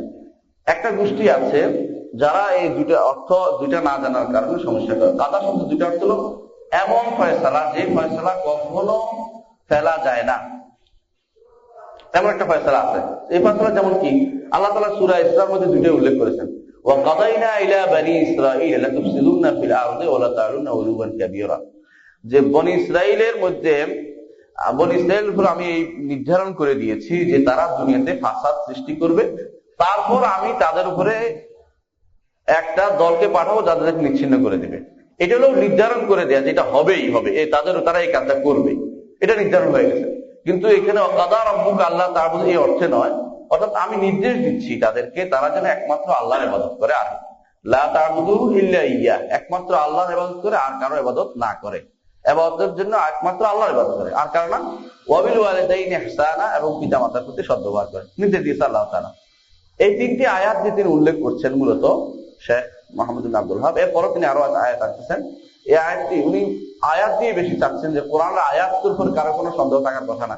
এই জন্য কোরআন আয়াত নিয়ে প্রথমেই কিন্তু আপনি প্রতিষ্ঠা করতে চেয়েছেন যে তিনটি আয়াতের মূল কথা হচ্ছে যে আমাদের কি করতে হবে, ইবাদত আল্লাহর জন্য করতে হবে, তাওহীদ প্রতিষ্ঠা করতে হবে। মূলত তাওহীদ নামকরণ কেন করেছেন সেটা একটা কারণ তিনি উল্লেখ করছেন এখানে, যে তাওহীদ এই জন্য করছি যে এই আয়াতগুলি চায় যে একটা মানুষ একমাত্র আল্লাহর ইবাদত করবে, দুনিয়ার সবকিছু পরিত্যাগ করে, দুনিয়ার অন্য কিছু তাগুত থেকে দূরে থাকবে, তিনি সেখানে অন্য কিছুর ইবাদত থেকে দূরে থেকে সরে এসে একমাত্র আল্লাহর ইবাদত করবে। ইবাদতের ক্ষেত্রে আমরা একটা জিনিস জানা দরকার, সেটা হচ্ছে আমরা যখন বলি যে, যেমন বলে যে তিনি দাঁড়িয়েছেন, ঠিক আছে, একটা বললাম যে উনি দাঁড়ালেন, আমি একটা উদাহরণ দিয়ে বলছি এই জন্য বোঝার জন্য। উনি দাঁড়ালেন এর অর্থ এই যে তিনি দাঁড়াচ্ছেন, আরেকজনও দাঁড়াতে পারে, আরেকজন দাঁড়াতে পারে। আর আমি যদি বলি যে কেউ দাঁড়ায়নি, সেখানে কিন্তু আর কেউ দাঁড়ানোর সুযোগ নেই। তো এখানে লা ইলাহা ইল্লাল্লাহর অর্থটা, এটা কিন্তু তাওহীদের মূল চাবিকাঠি, মূল কথা, মেহতা। তাওহীদের মূল হচ্ছে লা ইলাহা ইল্লাল্লাহ। এখানে দুইটা অংশ আছে, একটা নাফি, একটা ইসবাত। লা ইলাহা নাফি, ঠিক না, ইল্লাল্লাহ ইসবাত। তো মনে রাখবেন, যদি বলা হয় আমরা আল্লাহর ইবাদত করি, তাহলে কিন্তু তাওহীদ হলো না। আমরা আল্লাহর ইবাদত করি বলে তাওহীদ হবে না। কেন হবে না?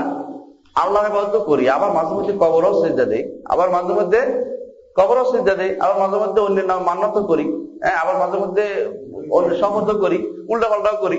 এখানে অনেক কিছু আমি আল্লাহর ইবাদত করি, এটা দ্বারা কিন্তু তাওহীদ হবে না। তাওহীদ হতে হবে নাফি এবং ইসবাত দুইটা থাকতে হবে। উনি যেটা উল্লেখ করলেন, দুইটা জিনিস অবশ্যই থাকতে হবে। সেটা হচ্ছে কি,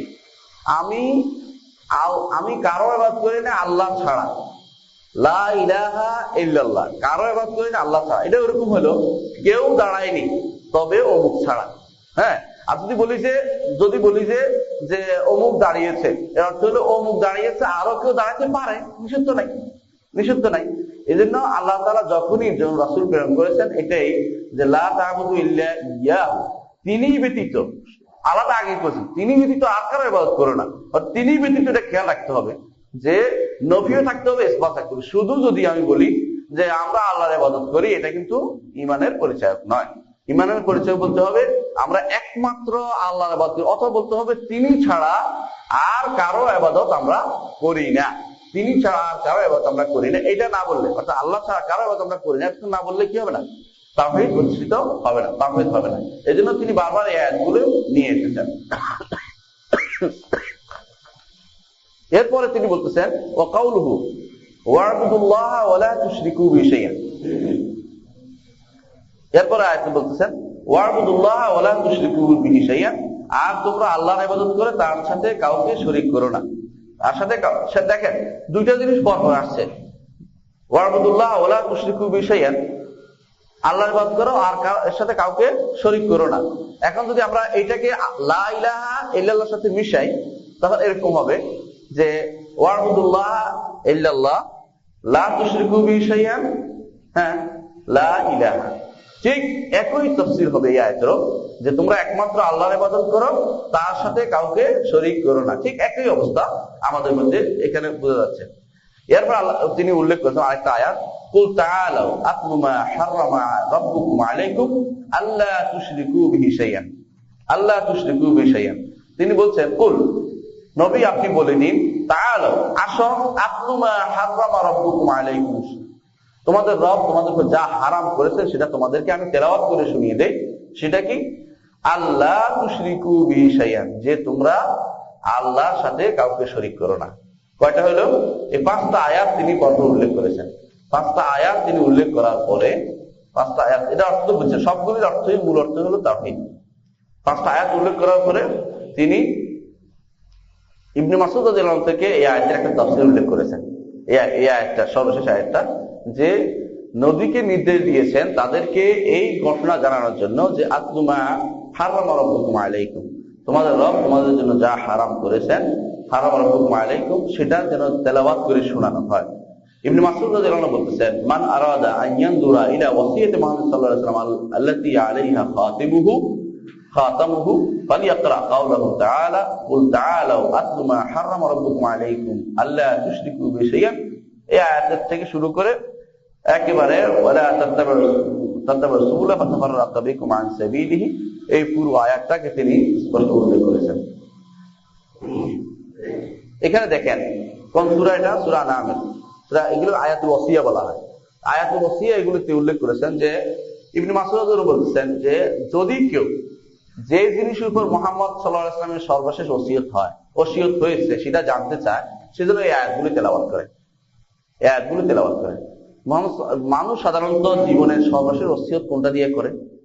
যেটা ছেলের জন্য, সন্তানের জন্য সবচেয়ে বেশি উপকারী হবে, পরবর্তী জীবনে তার কাজে লাগবে, কোনোদিন পথভ্রষ্ট হবে না, সেটা সর্বশেষ ওসিয়ত হিসেবে করে যায়। ইবনে মাসউদ রাদিয়াল্লাহু আনহু সম্পর্কে আপনারা সবাই জানেন যে তিনি রাসূলুল্লাহ সাল্লাল্লাহু আলাইহি ওয়াসাল্লামের সবচেয়ে প্রিয় ভক্ত ছিলেন এবং সবচেয়ে কাছের মানুষ ছিলেন। তার সাহাবে সিওয়াক ওয়াত তাহুর ওয়ান নালাইন, রাসূলের মিসওয়াক, রাসূলের পানি, রাসূলের জুতা নেওয়ার জন্য উনি ব্যস্ত হয়ে পড়তেন, সবসময় সাথে সাথে থাকতেন। উনি বলতেছেন যে যেটার উপরে রাসূলুল্লাহ সাল্লাল্লাহু আলাইহি ওয়াসাল্লাম সর্বশেষ ওসিয়ত ছিল বলতে পারেন, সে আয়াতটা হচ্ছে এই আয়াতগুলি পড়লে তার ওসিয়ত বাস্তবায়ন করা হবে। সে আয়াতের প্রথমটি হচ্ছে আল হারামা রাব্বুকুম আলাইকুম, যেগুলো তোমাদের রব তোমাদের হারাম করেছেন, বলতে হচ্ছে আল্লাহ তুশরিকু বিহি শাইআন, তার সাথে কোনো কিছু তোমরা শরীক করো না, তার সাথে কোনো কিছু তোমরা শরীক করো না। আর মুআয ইবনে জাবাল রাদিয়াল্লাহু আনহু, উম্মতের মধ্যে সবচেয়ে বেশি হালাল হারামের জ্ঞান কার ছিল? মুআয ইবনে জাবাল রাদিয়াল্লাহু আনহু। এই উম্মতের মধ্যে হালাল হারামের জ্ঞান সবচেয়ে বেশি ছিল মুআয ইবনে জাবাল রাদিয়াল্লাহু আনহু। এক একজন এক এক বৈশিষ্ট্য ছিল। সাহাবায়ে কেরাম রাদিয়াল্লাহু আলাইহিম আজমাইন প্রত্যেকে এক একজন এক এক নূর আল্লাহ তাআলার পক্ষ থেকে পাইয়েছেন। এক একজনের এক এক বৈশিষ্ট্য ছিল। আপনারা জানেন, কেউ ছিল সাহসিকতায়, কেউ দানে, কেউ বীরত্বে, কেউ ইলমে, কেউ জ্ঞানে, বিভিন্ন রকমের সাইড, এক একজনের এক এক সাইড ছিল। মুআয ইবনে জাবাল রাদিয়াল্লাহু আনহু সবচেয়ে হালাল এবং হারাম মধ্যে সবচেয়ে বেশি জ্ঞানী মানুষ বলা হয় থাকে, ওনাকে আলামুন নাস বিল হালাল ওয়াল হারাম। তো উনি বলতেছেন, কুনতু রাদিফান নবী সাল্লাল্লাহু আলাইহি ওয়াসাল্লাম, আমি রাসূলুল্লাহ সাল্লাল্লাহু আলাইহি ওয়াসাল্লাম পিছে বসা ছিলাম। রাদিফ বলা হয় পিছে বসলে। রাসূলুল্লাহ সাল্লাল্লাহু আলাইহি ওয়াসাল্লাম কেমন মানুষ ছিল এবার দেখেন। তিনি বর্তমান যুগের মানুষদের, রাষ্ট্রপ্রধানদের মতো নয়, যারা তার কাছে কাউকে বসাবে না এরকম নয়। ঘোড়ার পিঠেও একজনকে বসাতেন, সামনেও একজনকে কখনো বসাতেন। এটা কত কি জিনিস ছিলেন, একটু চিন্তা করে দেখেন কতটুকু বিনয়ী তিনি হতে পারেন। তিনি বলছেন যে আমি তার পিছনে বসা ছিলাম, বলতেছেন গাধার উপরে ছিলেন রাসূলুল্লাহ সাল্লাল্লাহু আলাইহি ওয়াসাল্লাম, আলা হিমার, গাধার উপরে। এরকম নয় যে বড়, তখনকার দিনে ভালো ভালো বাহন ছিল না, কিন্তু তিনি গাধা চড়তেন কি জন্য? তাওয়াদুআন, বিনয় হওয়ার কারণে, বিনয়ী ছিলেন তিনি এই জন্য। ফাকাল ইয়া মুআয, হে মুআয, মা হাক্কুল্লাহ আলাল ইবাদ, আতাদরি মা হাক্কুল্লাহ আলাল ইবাদ, মুআয তুমি কি জানো বান্দার উপর আল্লাহর কি হক, কি অধিকার, কি প্রাপ্য, কোন জিনিসটা চায় বান্দার কাছে আল্লাহ তাআলা? ওয়া মা হাক্কুল ইবাদি আলাল্লাহ, আর তুমি কি জানো যে বান্দার উপরে, আল্লাহর উপরে বান্দার কি অধিকার আছে? এই অধিকারটা দেয়া আল্লাহর পক্ষ থেকে, অধিকার ওয়াজিব কিছু না এটা, কিন্তু প্রথমটা ওয়াজিব বাধ্য। কুলতু আল্লাহু ওয়া রাসূলুহু আ'লাম, আমি বললাম আল্লাহ এবং তার রাসূল জানেন। সুবহানাল্লাহ। সাহাবায়ে কেরামের আদব দেখেন। আদব এই জন্য, তিনি হয়তো জানতেন কিন্তু হয়তো তিনি জানেন না, হয়তো তিনি ভালো হবে কি জানেন না, এই জন্য বলতেন যে আল্লাহ এবং তার রাসূল যা বেশি জানে, আল্লাহ তার রাসূল বসে যান। তাদের উদ্দেশ্য হলো এটা বললে তিনি শুনবেন। আর যদি বলে যে আমি জানি, তো তিনি বলবেন না, আমার শোনা দরকার। এখন আমি তার থেকে উপকৃত হওয়া দরকার, যতটুকু জানি অতটুকুর সাথে আর বাড়িয়ে নেই, আমার জ্ঞান বাড়িয়ে নেই। আমরা অনেক কিছুই জানি, ধরেন উস্তাদের কাছে যখন বসে কেউ, তো অনেক কিছু হয়তো জানে, আমাদের উচিত হবে এই জন্য সবসময় শুনতে বেশি চেষ্টা করা। হয়তো আমার কাছে এমন কিছু জ্ঞান তার কাছ থেকে আসবে যেটা আমি জানি না, যদি আমি শুনি সব জানি, সব জানতা হয়ে যায়, তাহলে কিন্তু আমার আর জ্ঞান কখনো আসবে না। এই জন্য বলা হয় তাকে মিমানে লা ইয়াতাআল্লামানে, দুইজন কখনো জানতে পারে না, একজন হলো যে মুস্তাহি আর একজন মুতাকাব্বির, অহংকারী এবং যে লজ্জা করে সে দুইজনে জানতে পারে না কখনো। অহংকারী যেতে মনে করে আমি সব জানি, কিন্তু দরকার নাই জানার। আর যে লজ্জা করে সে মনে করে এটা বলে কোন বিপদে পড়ি, আবার আছে আমার দূরে দূরে থাকাই ভালো, প্রশ্ন করাচ্ছে ভালো অবস্থায় থাকি, এমনিতে ভালো আছি, প্রশ্ন করলে আবার ধরা পড়ে যাবো। কারণ মানুষের প্রশ্ন করলে তার আকল সম্পর্কে একটা ধারণা চলে আসে মানুষের ভিতরে, যে সে কতটুকু প্রশ্ন করতে পারে, এটা একটা বিবেক আছে অনেক সময়। তো এইটা অবশ্য যে বুঝে সে প্রশ্ন করে, কিন্তু এটুকু বুঝার নাই সে প্রশ্ন করে, লজ্জা করে বসে থাকে। তো এটাই সাহাবায়ে এই জন্য সবসময় বেশিরভাগ সময় বলতেন যে আল্লাহ ওয়া রাসূলুহু আ'লাম। বেশিরভাগ সময় সাহাবায়ে কেরাম উত্তরগুলো দিতেন, সরাসরি উত্তর দিতেন না। এটা বলার পর রাসূলুল্লাহ সাল্লাল্লাহু আলাইহি ওয়াসাল্লাম বললেন, ক্বালা হাক্কুল্লাহ আলাল ইবাদ আন ইয়াবুদুহু ওয়া লা ইউশরিকু বিহি শাইআন, আন ইয়াবুদু ওয়া লা ইউশরিকু বিহি শাইআন। আল্লাহর উপরে, বান্দার উপরে আল্লাহর হক হচ্ছে যে একমাত্র তারই ইবাদত করবে, তার সাথে আর কাউকে শরীক করবে না, তার সাথে আর কাউকে শরীক করবে না। ওয়া হাক্কুল ইবাদি আলাল্লাহ আল্লা ইউআযিবা মান লা ইউশরিকু বিহি শাইআন। আর বান্দার আল্লাহর উপরে বান্দার একটা হক আছে, ওই সব হকটা তৈরি হয়ে যায় যখন সেই কাজটা করে। এটা হলো যদি কেউ আল্লাহর সাথে কাউকে শরীক না করে তাকে তিনি আযাব দিবেন না। সুবহানাল্লাহ। তাওহীদ কত গুরুত্বপূর্ণ জিনিস। আখিরাতের মুক্তিটা আমাদের মূল জিনিস, মূল উদ্দেশ্য, যে আখিরাতে আমরা মুক্তি পেয়ে, আল্লাহ তাআলা বলেছেন ফামান যুহজিহা আনিন নার ওয়া উদখিলাল জান্নাতা ফাকাদ ফাজ। যে ব্যক্তি জাহান্নাম থেকে মুক্ত হলো এবং জান্নাতে প্রবেশ করলো সেই সফলকাম হলো। সফলকামের মূল উদ্দেশ্য এটাই, জাহান্নাম থেকে মুক্ত হয়ে জান্নাতে প্রবেশ করা। এবং সেটা জান্নাতে প্রবেশ করতে পারলে সে অবশ্যই কি পেল? রিদওয়ান, আল্লাহর সন্তুষ্টি পেল নিঃসন্দেহে। সুতরাং যে ব্যক্তি জাহান্নাম থেকে মুক্ত হওয়ার এই সুযোগটা, এই বিরাট সুযোগটা সে পেতে পারে কি করে? যে লা ইউশরিকু বিহি শাইআন, যে তার সাথে কেউ শরীক না করলে সে অবশ্যই আল্লাহ তাআলা তাকে আযাব দিবেন না। আযাব যেন না দেয়, এটা হলো আল্লাহ বান্দার উপরে আল্লাহর হক, যে আমি তার সাথে তোমার সাথে শরীক করি না, তুমি আমার জাহান্নাম দিবে কি করে? এই যে আল্লাহর সাথে কোনো শরীক না করে আমরা কি করবো? জান্নাতের আশা করতেই পারবো। তখন আমাদের ভিতরে এটা আসতে পারে যে আমি তো শরীক করবোই না, কোনো কামে যেন শরীক না করি, না হয়ে যায়। সারাক্ষণ ইমানকে পাহারা দিয়ে রাখতে হবে, ইমানকে পাহারা দিয়ে রাখতে হবে।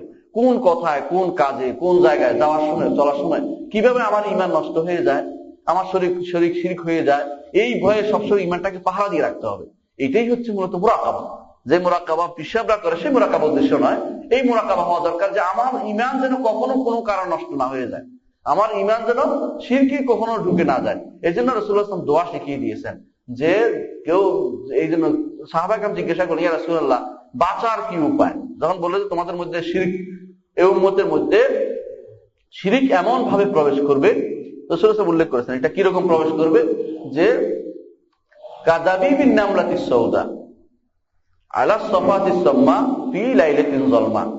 কালো পিঁপড়া কালো পাথরের উপরে, অন্ধকার, অমাবস্যার অন্ধকারের রাতের মধ্যে। দেখেন তো কিছু দেখা যায় কিনা, কল্পনাও করতে পারে না। প্রথমত হচ্ছে কালো পিঁপড়া, দ্বিতীয়ত হলো কালো পাথর, তৃতীয় হলো অমাবস্যার অন্ধকার, অন্ধকার উপর অন্ধকার। তারপরে এই উম্মতের ভিতরে শিরক এভাবে ঢুকে যাবে। সাহাবায়ে কেরাম ভয় পেয়ে গেলেন, ইয়া রাসূলুল্লাহ আমরা এর থেকে বাঁচার কি উপায় আমাদের বলে দেন। তখন তিনি বললেন যে সবসময় এই দোয়াটা করবা, আল্লাহুম্মা ইন্নী আউযু বিকা আন উশরিকা বিকা শাইআন, আল্লাহুম্মা ইন্নী আউযু বিকা আন উশরিকা বিকা শাইআন ওয়া আনা আ'লাম। আল্লাহ আমি জেনে শুনে তোমার কাছে কোনো শরীক করা থেকে তোমার কাছে কি আশ্রয় চাই, তোমাকে পানা চাই। ওয়া আউযু বিকা লিমা লা আ'লাম, এবং ওই যেটা জানি না সেটার থেকেও তোমার কাছে আমি আশ্রয় চাই। বাঁচারও একটা পথ বর্ণনা করে দিয়েছে রাসূলুল্লাহ সাল্লাল্লাহু আলাইহি ওয়াসাল্লাম। আমরা মুখে বলতে হবে, আরবি না পড়লো, যে আল্লাহ আমি জেনে কোনো শিরিক করলে সেটা থেকে যেন না করে সেটা তোমার কাছে আশ্রয় চাই, আর না জেনে তোমার কাছ থেকে শিরিক যেন না করে সেটার থেকে তোমার কাছে আশ্রয় চাই। শিখিয়ে দিয়েছেন রাসূলুল্লাহ সাল্লাল্লাহু আলাইহি ওয়াসাল্লাম কিভাবে করতে হবে। তো এটাই বলা উদ্দেশ্য যে তাহলে যে ব্যক্তি শিরিক করবে না তার কিন্তু একটা জিনিস তার সিউরিটি আছে, সেটা কি? সে একসময় সে জান্নাতে যাবে, তার আযাব পাবে না। কুলতু ইয়া রাসূলুল্লাহ আফালা উবাশশিরুন নাস ক্বালা লা তুবাশশিরহুম ফায়াত্তাকিলু, আখরাজাহু ফিস সাহিহাইন। তিনি বলেন, ইয়া রাসূলুল্লাহ আমরা কি মানুষকে সুসংবাদটা দিয়ে দেব না? এটা সুসংবাদ না বলেন তো? এটা সুসংবাদ, কিন্তু বিরাট সুসংবাদ, যে শিরক করবে না সে জান্নাতে যাবে, সুসংবাদ। বলে না, সুসংবাদ দিও না, মানুষকে কি করো, কাজ করতে দাও। মানুষ তো মনে করবে যে আমি তো শিরক নাই আমার, সুতরাং জান্নাতে চলে যাচ্ছি। এরকম নয়, কাজও করবে, আল্লাহর নৈকট্য লাভ করবে, আল্লাহর প্রিয় বান্দা হবে, আল্লাহ তাআলা তাকে উচ্চ মর্যাদা দান করবে জান্নাতে, সবকিছু তাকে দিবে। এই আমল করলে তার শিরিক না করার পথে সহায়ক হবে। এটা না করে শিরিক করলাম না, জান্নাতে চলে যাবো, এই আশা কেন বসে না থাকে। সুতরাং তুমি এই সুসংবাদ দিয়ে তাদেরকে আমল বিমুখ করে দিও না, তাদেরকে আমল করতে দাও, কাজ করতে দাও, কাজ করুক। আর এটাও বলবা যে তারা যেন শিরিক না করে, এটা বলবে। ওই সুসংবাদটা তোমরা পরে মৃত্যুর সময় জানিয়ে দিবে যে যদি শিরিক না করে সে কিন্তু আল্লাহর কাছে আযাব প্রাপ্ত হবে না, সে জান্নাতে যেতে পারবে। আখরাজুল বুখারী মুসলিমের হাদিসটা, বুখারী মুসলিমের হাদিস কোনো গল্পের কথা নয়, বুখারী মুসলিমের হাদিস। ফিহি মাসাইল, আমরা আজকে একটা ভাব শেষ করবো। ফিহি মাসাইল, শাইখ বলতেছেন এই যে আয়াত এবং হাদিসগুলি আমি উল্লেখ করলাম, এর মধ্যে কিছু মাসআলা আছে, কিছু জিনিস জানার আছে। মাসআলা তো জানার বিষয়, প্রশ্ন করলে জানে, আবার প্রশ্ন না করে অনেক কিছু জানা যায়। তিনি উল্লেখ করতেছেন, এক নম্বর হলো আল হিকমাতু ফি খালকিল জিন্নি ওয়াল ইনস, মানুষ এবং জিন সৃষ্টির মূল হিকমত। হিকমত কি তাহলে? হিকমত কি বলেছেন মনে রাখতে পারছেন কেউ? একমাত্র আল্লাহর ইবাদত করা, একমাত্র আল্লাহর ইবাদত করা। দ্বিতীয় হচ্ছে আন্নাল ইবাদাতু হিয়াত তাওহীদ লিআন্নাল খুসুমাতা ফি। দ্বিতীয় যে মাসআলা জানা গেল সেটা হলো, দ্বিতীয় যে জিনিসটা জানা গেল সেটা হচ্ছে যে ইবাদত হচ্ছে তাওহীদের নাম। কারণ এইটার মধ্যে হচ্ছে ঝগড়া, যত ঝগড়া তাওহীদ নিয়েই, উম্মতের পূর্ববর্তী উম্মত পরবর্তী উম্মত সব তাওহীদ নিয়ে ঝগড়াটা হয়েছে, অন্য কিছু নিয়ে নয়। আর কিভাবে জানা গেল সেটা আমরা একটু আগে বলেছি, মা আল্লাহ তাআলা এই আয়াতটা ইল্লা লিয়াবুদুন এর তাফসীর হচ্ছে ইল্লা লিওয়াহিদুন, একমাত্র ইবাদতের ক্ষেত্রে তাওহীদ প্রতিষ্ঠা করাটাই আল্লাহ তাআলার মূল উদ্দেশ্য। দ্বিতীয় যে জিনিসটি জানা গেল আন্না মান লাম ইয়াতি বিহি লাম ইয়াবুদিল্লাহ ফাফিহি মানা কাউলিহি ওয়ালা আনতুম আবিদুনা মা আ'বুদ। চমৎকার কথা। সেটা হচ্ছে কি, আন্না মান লাম ইয়াতি বিহি, যে ব্যক্তি তাওহীদ নিয়ে আসে নাই সে আল্লাহর ইবাদত করতে পারে না। আল্লাহর ইবাদত, তাওহীদ না থাকলে আল্লাহর ইবাদত হয়নি, তাওহীদ না থাকলে আল্লাহর ইবাদত, তার ইবাদত হয়েছে কিন্তু ইবাদত তার গ্রহণযোগ্য হয়নি, তার ইবাদত বিভিন্ন স্থানে চলে যায়। এজন্য যারা প্রচুর ইবাদত করে দেখবেন, একটা গোষ্ঠী আছে ইবাদতের ক্ষেত্রে তাদের কোনো জুড়ি নেই, রাতের অন্ধকারে ইবাদত করছে, অত তার তাওহীদ ঠিক নেই। এর অর্থ হলো আপনার তার সমস্ত ইবাদত ব্যর্থতায় পর্যবসিত হয়ে গেছে, কোনো ইবাদত তার জীবনে কোনো কাজে লাগবে না, কোনো ইবাদত তার কোনো কাজে লাগবে না। এটা কি জন্য? আল্লাহ তাআলা বলছেন আপনার সূরা কাফিরুনের মধ্যে, ওয়ালা আনতুম আবিদুনা মা আ'বুদ, আমি যার ইবাদত করি তোমরা সেগুলির ইবাদতকারী নও। অর্থাৎ আল্লাহ রাসূল একমাত্র আল্লাহর ইবাদত করে, তারা একমাত্র আল্লাহর ইবাদত করে না, তারা কিছুক্ষণ কবরের, কিছুক্ষণ পীরের, কিছুক্ষণ বিভিন্ন যার যার ইচ্ছা সেটার ইবাদত করে যাচ্ছে। আর আল্লাহর ইবাদত করতে হলে এই ইবাদত কমপ্লিট হয় নাই, আল্লাহর জন্য হয় নাই, গ্রহণযোগ্য কিছুই হয় না তার এটা। আর রাবিআ, চতুর্থ যে জিনিসটা আমরা এখান থেকে শিখতে পারলাম সেটা আল হিকমাতু ফি ইরসালির রাসূল, রাসূলদের প্রেরণের মূল হিকমত কি, রাসূলদের আল্লাহ তাআলা কেন প্রেরণ করেছেন? হ্যাঁ বলেন তো। হ্যাঁ, খলিফা, রাসূলের খলিফা নয়, হ্যাঁ এইটাও একটা আসছেন, একটা উদ্দেশ্য তাওহীদ প্রতিষ্ঠা করার জন্য। রাসূল প্রেরণের জন্য মূলত উদ্দেশ্য তিনটা, রাসূল প্রেরণের উদ্দেশ্য তিনটা, আমি আলোচনা ছেড়ে গেছি। এক নম্বর হচ্ছে তাওহীদ প্রতিষ্ঠা, রাসূলদের উদ্দেশ্য তাওহীদ প্রতিষ্ঠা। ইবাদত প্রতিষ্ঠার জন্য, ইবাদত প্রতিষ্ঠা যেহেতু বিবেক লাগে, আমি উল্লেখ করেছিলাম, খেয়াল করেছেন কিনা, যে ইবাদত প্রতিষ্ঠার জন্য প্রথম যে জিনিসটা আল্লাহ তাআলা করেছেন যে বিবেক দিয়েছেন। দ্বিতীয় হলো শুধু বিবেকেই কমপ্লিট করেন নাই, সাথে সাথে কি দিয়েছেন?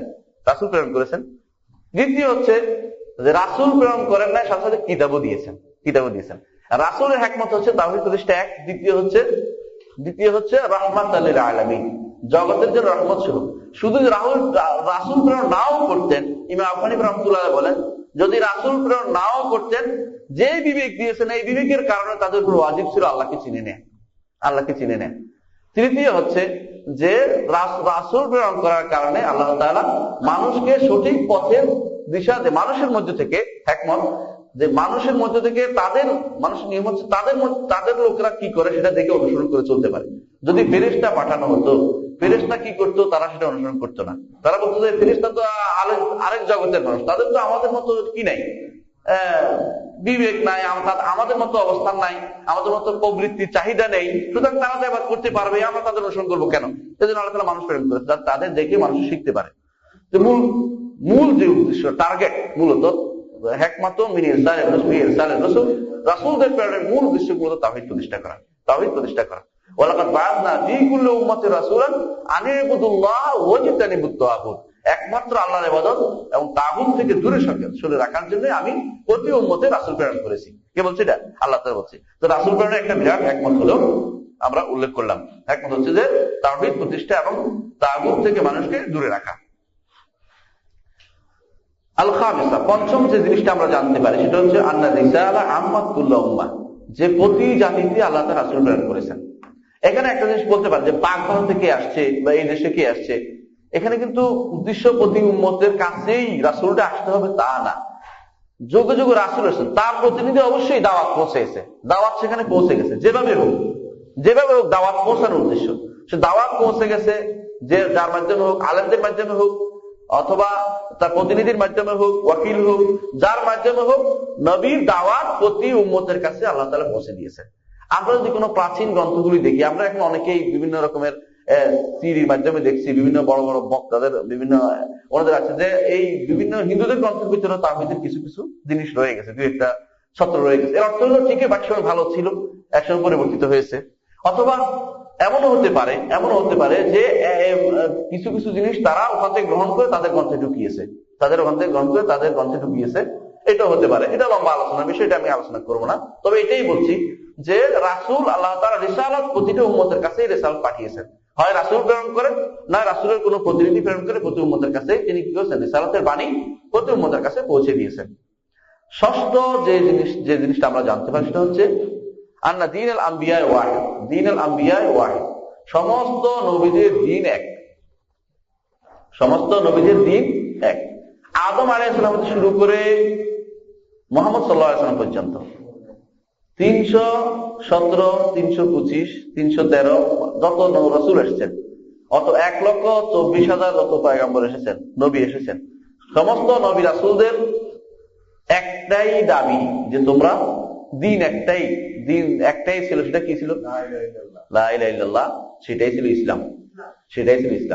ইসলাম ছাড়া অন্য কোন দিন আল্লাহ তাআলা কখনো প্রেরণ করেন নাই। লা ইহুদিয়া ওয়ালা নাসরানিয়া। এই জন্য ইহুদি নাসারা আসমানি দিন নয়, এগুলো মানুষের বানানো দিন। আল্লাহ তাআলা সবসময় আদম আলাইহিস সালামকে ইসলাম দিয়ে প্রেরণ করেছেন। হ্যাঁ, এই ইসলামে রাসূলুল্লাহ সাল্লাল্লাহু আলাইহি ওয়াসাল্লাম এই ইসলামকেই পুনর্জাগরণ করেছেন। নতুন কোন দিন নিয়ে আসেন নাই, নতুন কোন দিন তিনি নিয়ে আসেন না। তিনি ইসলাম নিয়ে এসেছেন, যে ইসলাম আদম হইতে শুরু করে তার আগ পর্যন্ত ঈসা আলাইহিস সালাম পর্যন্ত এই দিনই ছিল ইসলাম। তারা ইসলামের প্রতি ছিলেন, দিনের ইসলামের উপরেই ছিলেন। মুহাম্মদ সাল্লাল্লাহু আলাইহি ওয়াসাল্লাম এই দিন ইসলামই ছিল, আর কোন দিন আল্লাহর কাছে ছিল না। ইন্নাদ দীনা ইনদাল্লাহিল ইসলাম, একমাত্র দিন হচ্ছে আল্লাহর কাছে ইসলাম, আর কোনটা আল্লাহর কাছে দিন হিসেবে বিবেচিত না। সেগুলো হলো বাতিল দিন। এগুলো বাতিল দিন। ইহুদিয়া নাসরানিয়া কোনো দিনের নাম নয়, নিজেরা বানিয়ে নিয়েছে পরবর্তীতে। যারা খ্রিস্টান বলে দাবি করে, খ্রিস্ট কোনো আল্লাহর পাঠান নাই। আবার যারা নিজেদেরকে ইহুদি দাবি করে, এরাও আল্লাহ তাআলা, ইহুদি অনেক পরের, ইহুদা অনেক পরের ঘটনা। আল্লাহ তাআলা এই জাতিকে যে সমস্ত নবী পাঠিয়েছেন তা অনেক আগ থেকে পাঠিয়েছেন, তাহলে পরের সাথে নাম হবে কেন? এগুলো হলো পরবর্তী, নিজেরা সেগুলো তৈরি করে নিয়েছে। সবাই ইসলামের উপর ছিলেন, সমস্ত নবী ইসলামের উপর ছিলেন। সাবিআ, সপ্তম যে গুরুত্বপূর্ণ যে জিনিসটা আমরা জানতে পারি সেটা হচ্ছে আল মাসলাকুল কাবীরা, বড় মাসালা, এটা বড় জানা। সেটা হচ্ছে আন্না ইবাদাতুল্লাহ লা তাহসুলু ইল্লা বিল কুফরি বিত তাগুত, যে যতক্ষণ পর্যন্ত তাগুতের সাথে কুফরি না হবে ততক্ষণ পর্যন্ত আল্লাহর ইবাদত প্রতিষ্ঠা হবে না। আমরা একটা কারণ উল্লেখ করেছি যে নাই করে তারপরে হা করা হয়েছে, অর্থাৎ আগে নাই, তারপরে মাবুদ নাই, তারপরে আছে কি? একমাত্র আল্লাহ। তো এটা অর্থ হলো, আমি যদি বলতাম যে আল্লাহর ইবাদত করি, আল্লাহর ইবাদত অনেকেই করে, এবং হিন্দুরাও বলে যে একজন আছে, একজন স্বীকার করে তারা, কিন্তু এটা যথেষ্ট না, আমাকে একজনেরই ইবাদত করতে হবে, এটা মনে রাখতে হবে, তাহলে তাওহীদ হবে, তাওহীদ হবে না। এই জন্য আগে আল্লাহ তাআলা উল্লেখ করেছেন লা ইকরাহা ফিদ্দীন, দিনের মধ্যে জবরদস্তি করে ঢুকানোর কোনো কারণ নেই। আল্লাহ তাআলা উল্লেখ করেছেন ফামান ইয়াকফুর বিত-তাগুতি ওয়া ইউমিন বিল্লাহি ফাকাদ ইসতামসাকা বিল উরওয়াতিল উসকা লা ইনফিসামা লাহা। আগে বলছে ফামান ইয়াকফুর বিত-তাগুত, অতঃপর যে তাগুতকে অস্বীকার করবে, ওয়া ইউমিন বিল্লাহ, এবং ঈমান আনবে, সে মজবুত হাতল ধারণ করতে পেরেছে, অর্থাৎ তার ঈমান হয়েছে না, তার ঈমান হবে না, তার তাওহীদ প্রতিষ্ঠা হয়েছে। অর্থাৎ আগে কুফরির সাথে তাগুতের সাথে কুফরি করতে হবে, তাগুতের সাথে কুফরি করতে হবে। কোন ক্রমেই তাগুতকে রেখে ঈমান আনার কোনো সুযোগ নেই, তাগুতকে মেনে নিয়ে ঈমান আনার কোনো সুযোগ নেই। এই কথাটা সপ্তম আমাদের জানা। অষ্টম জানার বিষয় হচ্ছে এই আয়াতগুলো থেকে আন্না তাগুত আমুন ফি কুল্লি মা উবিদা মিন দুনিল্লাহ। তাগুত হচ্ছে আল্লাহ ছাড়া যত কিছুর ইবাদত করা হয় সবগুলি হচ্ছে তাগুত। আল্লাহ ছাড়া যত কিছু ইবাদত করা হয় সবগুলি তাগুত। সেটা অনুসৃত হতে পারে, কোন অনুসৃত ব্যক্তি অনুসৃত, অথবা কোন মাবুদ হতে পারে, উপাস্য কিছু হতে পারে, অথবা আনুগত্য, কারো আনুগত্য করে হতে পারে। তিন ভাবে হতে পারে। যেভাবে হোক আল্লাহ ছাড়া যাদের ইবাদত করা হয় তারা কি তাগুত, আল্লাহ ছাড়া যারা ইবাদত করে তারা তাগুত। তাছাড়া নবম যে জিনিসটা, এই তিনটি আয়াতের ব্যাপারে নবম জিনিসটা আমরা জানতে পারি, সালফে সালেহীন এই তিনটি আয়াতের মধ্যে তিনটি আয়াতকে খুব গুরুত্ব দিতেন। এই জন্য আব্দুল্লাহ ইবনে মাসউদ রাদিয়াল্লাহু আনহু বলেছেন যে কেউ যদি কোনো রাসূলুল্লাহ সাল্লাল্লাহু আলাইহি ওয়াসাল্লামের সর্বশেষ ওসিয়ত সম্পর্কে জানতে চায় তাহলে যেন এই আয়াতগুলি পাঠ করে, এই আয়াতগুলি পাঠ করে। এবং তার মধ্যে প্রথম যে এটা, আল্লাহ তুশরিকু বি শাইআন, তোমরা আল্লাহর সাথে কাউকে শরীক করো না। তাহলে গুরুত্বপূর্ণ একটি জিনিস আরেকটি জিনিস আমরা জানলাম। দশম যে জিনিসটা জানতে পারলাম সেটা হচ্ছে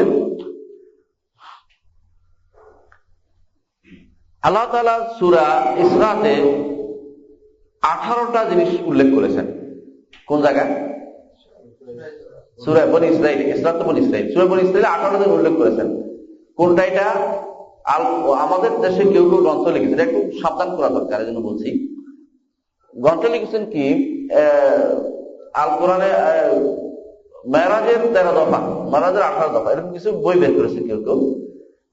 মেরাজের রাত্রিতে আল্লাহকে 18 দফা দিয়েছে, 13 দফা দিয়েছে, আল্লাহ তাকে এগুলি বলে থাকে। এগুলি কোনো ভিত্তি নেই, এই গ্রন্থগুলোর ভিত্তি নেই। বিশেষ করে এই গ্রন্থটা যিনি লিখেছেন আল্লাহ ওনাকে জান্নাত নসিব করুন, হয়তো মারা গেছেন, তো উনি হয়তো ভুল নিজের ধারণা করে লিখেছেন। সব ধারণা করে লেখা ঠিক নয়, যতক্ষণ পর্যন্ত কোরআন এবং সুন্নাহর ভিত্তিক না হবে। মেরাজের রাত্রিতে আল্লাহ তাআলা যা দিয়েছেন সেটার হাদিস এটা স্পষ্ট। নামাজ দিয়েছেন মেরাজের রাত্রিতে, ঠিক না? নামাজ দিয়েছেন, স্পষ্ট হাদিসে আসছে। খাওয়াতিম সূরাতুল বাকারা দিয়েছেন, সূরাতুল বাকারার শেষ আয়াতগুলো দিয়েছেন। সেই আয়াতগুলো দেখছেন, সেই আয়াতগুলো কি আমানা রাসূল থেকে শেষ পর্যন্ত। আর দিয়েছেন একটা জিনিস হলো, কেউ যদি আল্লাহর সাথে শরীক না করে তাহলে সে জান্নাতে যাবে, এটা দিয়েছেন। এই তিনটা জিনিস দিয়েছেন স্পষ্ট ভাবে, তিনি হাদিসে আসছে, মুসলিম শরীফে হাদিসে। এর বাইরে আমি ইচ্ছা করে কোনো কিছু বাড়াতে পারবো না, ইচ্ছা করে বাড়াবো। বনী ইসরাঈলে অনেক, সূরা বনী ইসরাঈলে অনেক প্রসঙ্গ উল্লেখ হয়েছে। সূরা বনী ইসরাঈলের মধ্যে ইয়ার কথা, ইসরা এবং মেরাজের কথা উল্লেখ করা হয়েছে, অর্থাৎ মেরাজের কথা উল্লেখ। কিন্তু ওখানে এই আয়াতগুলি আসার কারণে কেউ এই আয়াতগুলিকে বনী ইসরা এবং মেরাজের জিনিস বলে ধারণ করেছে, এটা ঠিক নয়। মানে এই আয়াতগুলি আলাদা হুকুম আসছে, নির্দেশ আসছে এগুলি। এখানে কাদা রাব্বুকা আল্লা তা'বুদু ইল্লা ইয়্যাহু থেকে শুরু করে 18টা জিনিস আল্লাহ তাআলা এখানে নির্দেশ দিয়েছেন, মোট 18টা। এর মধ্যে প্রথম তিনি শুরু করেছেন লা তাজআল মা'আল্লাহি ইলাহান আখারা ফাতাকউদা মাযমুমান মাকযুলা। শুরু করেছেন যে আল্লাহর সাথে অন্য কোন ইলাহ তুমি নির্ধারণ করো না, তাহলে তুমি কি হবে? নিন্দিত হবে, তুমি অপমানিত হবে। আর শেষও করেছেন এটা দিয়ে, শেষও করেছেন এই আয়াতটি কি বলছেন? ওয়ালা তাজআল মা'আল্লাহি ইলাহান আখারা ফাতুলকা ফি জাহান্নামা মালুমান মাদহুরা। আর তুমি আল্লাহর সাথে কাউকে শরীক করো না, কোন ইলাহ মেনে নিও না। যদি এটা করো জাহান্নামে পতিত হবে নিন্দিত এবং বিক্ষিপ্ত অবস্থায়। দেখেন একটা জিনিস কত গুরুত্বপূর্ণ হওয়ার কারণে 18টা জিনিস তিনি নির্দেশ দিয়েছেন সূরা ইসরাতে। শুরু করেছেন তাওহীদ দিয়ে, শেষ করেছেন তাওহীদ দিয়ে, মানে প্রথম এবং শেষ। অর্থাৎ যত কিছুই বলছি, যদি তাওহীদ না থাকে তো তোমার এই ইবাদতের কোনো কাজে আসবে না। মা বাবার সাথে সদ্ব্যবহার করে অনেকে, তারপরে এতিমের হক মারে না, এখানে অনেকগুলি আছে, জিনা করে না, ব্যভিচার করে না, কিন্তু তাওহীদ না থাকে এগুলো কিছু কাজে আসবে না। তাওহীদ থাকলে সবগুলি কাজে আসবে, তাওহীদ থাকলে সবগুলি কাজে আসবে। আমার দেশে বলা হয়ে থাকে যে মাছ ধরে না, মাছ ধরে যেটাতে রাখবে ওটা কিন্তু ছিঁড়া হয়, ডুলানি বলে, ডুলা, হ্যাঁ, ডুলা যদি ছিঁড়া হয় তাহলে যাই রাখো সব কি করবে? সব চলে যাবে। তোমার জালটা যদি ছিঁড়া হয় সমস্যা নাই, 2-1টা মাছ কম উঠবে, 2-1টা মাছ কম উঠলো কিন্তু কিছু তো উঠবেই। কিন্তু ডুলা যদি ছিঁড়া হয় তো তোমার কাজে আসবে না। তো আমার তাওহীদ যদি ঠিক না থাকে যত ইবাদত করি এগুলি কোনোদিন কোনো কাজে আসবে না আমার। আচ্ছা, এরপরে এগুলো বলার পরে সবশেষে আল্লাহ তাআলা বলছেন এই সূরা ইসরার মধ্যে, যালিকা মিম্মা আওহা ইলাইকা রাব্বুকা মিনাল হিকমা, তোমাকে এই যে 18টা জিনিস জানালাম এগুলির হিকমতের বিষয়, এর মধ্যে প্রথম শেষ করেছে তাওহীদ দিয়ে, সুতরাং এই তাওহীদ মানতেই হবে। 11তম যে শিক্ষা আমরা পাই, যে সেখানে বলা হয়েছে সূরা নিসার মধ্যে আয়াতুল হুকুকুল আশারা, আমি একটু সূরা আনাম বলেছিলাম, সূরা নিসাতে ভুল বলেছি আমি। দেখো সূরা নিসাতে 36 নম্বর আয়াত থেকে শুরু করেছেন হুকুকগুলো, অনেকগুলো হুকুকের কথা আলোচনা করেছেন, ওসিয়ত। সেই হুকুকগুলি শুরু করেছেন আল্লাহ তাআলা ওয়া'বুদুল্লাহ ওয়া লা তুশরিকু বিহি শাইআন। প্রথমটি হচ্ছে যে একমাত্র আল্লাহ ইবাদত করবে, তার সাথে কাউকে শরীক করবে না। আল্লাহ তাআলা যখনই কোনো ওসিয়ত করেছেন, প্রথম ওসিয়তে হচ্ছে এরকম যে আল্লাহ ছাড়া কারো ইবাদত করো না, তার সাথে কাউকে শরীক করো না। 12 নম্বর হচ্ছে যে সাহাবী বলতেছেন, আব্দুল্লাহ ইবনে মাসউদ বলতেছেন যে এটি হচ্ছে রাসূলুল্লাহ সাল্লাল্লাহু আলাইহি ওয়াসাল্লামের মৃত্যুর সময় ওসিয়ত। কি ওসিয়ত এটা? কোনটা? তাওহীদ প্রতিষ্ঠা করা, এটা মৃত্যুর সময় ওসিয়ত, শিরক না করা, এটা মৃত্যুর সময় ওসিয়ত। 13 নম্বর শিক্ষা হচ্ছে মারিফাতু হকুল্লাহ আলাইনা, আল্লাহর হক কি আমাদের উপর সেটা জানা। আল্লাহর কি হক আমাদের উপরে? কি হক বলেন? আপনি একটু বলেছি, একমাত্র তার ইবাদত করা, তার সাথে কাউকে শরীক না করা, এটা হক। 14 নম্বর হচ্ছে যদি তারা এই হক আদায় করে তখন আল্লাহর কি হক আল্লাহর উপরে কি হক বান্দার সাবিত হয়ে যায়, যে কেউ যদি কোনো শিরক না করে তাকে জান্নাতে দেয়া, তাকে আযাব না দেয়া, তাকে আযাব না দেয়া। আচ্ছা, 15 নম্বর হচ্ছে যে সাহাবা কিরামের অনেকেই এই যে সর্বশেষ যেটা, এটা জানাতেন কাদেরকে? কোনটা? এটা যে শিরক না করলেই জান্নাতে যাওয়া যাবে, এটা জানাতেন না। কেন? যাতে করে তারা আমল করে, আমলের নির্দেশ, যাতে আমলও করে। কিন্তু এটা একটা বিরাট স্বীকৃত সত্য, কিন্তু অনেক সময় সেটা জানানো যায় না। কেন? যে কেউ যদি জানে, যে ছাত্র যদি জানে যে আমি যাই লিখি আমাকে পাশ করে দেয়া হবে, তাহলে কিন্তু তার একটু পড়বে না। সত্য কিনা? এটা সত্য। দেখবেন আপনি, যেমন যাই লিখি পাশ তো করবোই, এই জন্য নেতার ছেলেরা বা নেতারা তারা কিন্তু পড়ালেখা করে না। কেন পড়ালেখা করবে? তো পাশ করে দিবে, আমাকে রেখে দিবে, দিব আমার কোনো পাশ করে, সেই মোটেই পড়ে না, রাস্তা রাস্তায় ঘুরে বেড়ায়। আর ভালো ছাত্র যারা কষ্ট করে পড়ে, কিন্তু সম্মান কি একরকম দুইটা? কখনো একরকম না। পাশ করাই দেওয়ার অর্থই এই নয় যে সে যে ব্যক্তি ফার্স্ট হয়েছে তার মতো হয়েছে, এটা না। এই জন্য সাহাবায়ে কেরামের এই অনেককেই রাসূলুল্লাহ সাল্লাল্লাহু আলাইহি ওয়াসাল্লাম এই সুসংবাদটা জানাননি, সাহাবা অনেকে জানতো না, বিশেষ করে কাউকে জানিয়ে দিয়েছেন যাতে করে পরবর্তীতে সবাইকে জানিয়ে দেওয়া, যেন আমরা অনেককেই জানিয়ে দিই এখন। 16 নম্বর যে উপকার পাইলাম, যে কোন বিশেষ কারণে কোন জ্ঞানের কথা গোপন করা যায় আছে। বিশেষ কারণ হলো এই যে বিশেষ একটা কারণ, যে যদি কোনো মানুষকে জানিয়ে দেওয়া হয় যে শিরক না করলেই জান্নাতে চলে যেতে পারবে, তাহলে মানুষের আমল কেমন বন্ধ করে দিবে। আমলও করুক, জান্নাতে যাওয়ার উচ্চ মর্যাদাও সে পাবে, সর্বোচ্চ মর্যাদা সে পাবে। 17 নম্বর যেটা পাইলাম সেটা হলো মানুষ খুশি করে এমন কিছু মানুষকে বলা, মানুষের অন্তরে খুশি আসে এমন কিছু মানুষের অন্তরে বলা মুস্তাহাব, ভালো। মানে মানুষের অন্তরে দ্বীনের ব্যাপারে খুশি আসে এমন কিছু বলাটা মুস্তাহাব, ভালো কিছু বলা। রাসূলুল্লাহ সাল্লাল্লাহু আলাইহি ওয়াসাল্লাম এই মুস্তাহাব সুসংবাদটা দিয়েছেন কাকে? মুআয রাদিয়াল্লাহু আনহুকে, তার মনকে খুশি করে দিয়েছেন। 18 নম্বর যে উপকার আমরা এই শিক্ষা আমরা পাই সেটা হলো আল্লাহর রহমতের উপরে ভরসা করে বসে থাকা ঠিক নয়, কাজ করতে হবে। শুধু আল্লাহর রহমতের উপরে ভরসা করে বসে থাকা ঠিক নয়, যে আল্লাহর রহমত আছে, আল্লাহ রাহিম, তিনি আমাকে জান্নাত দিয়ে দিবেন, এটার উপরে ভরসা করে বসে থাকতে হবে না, বরং আমল করতে হবে।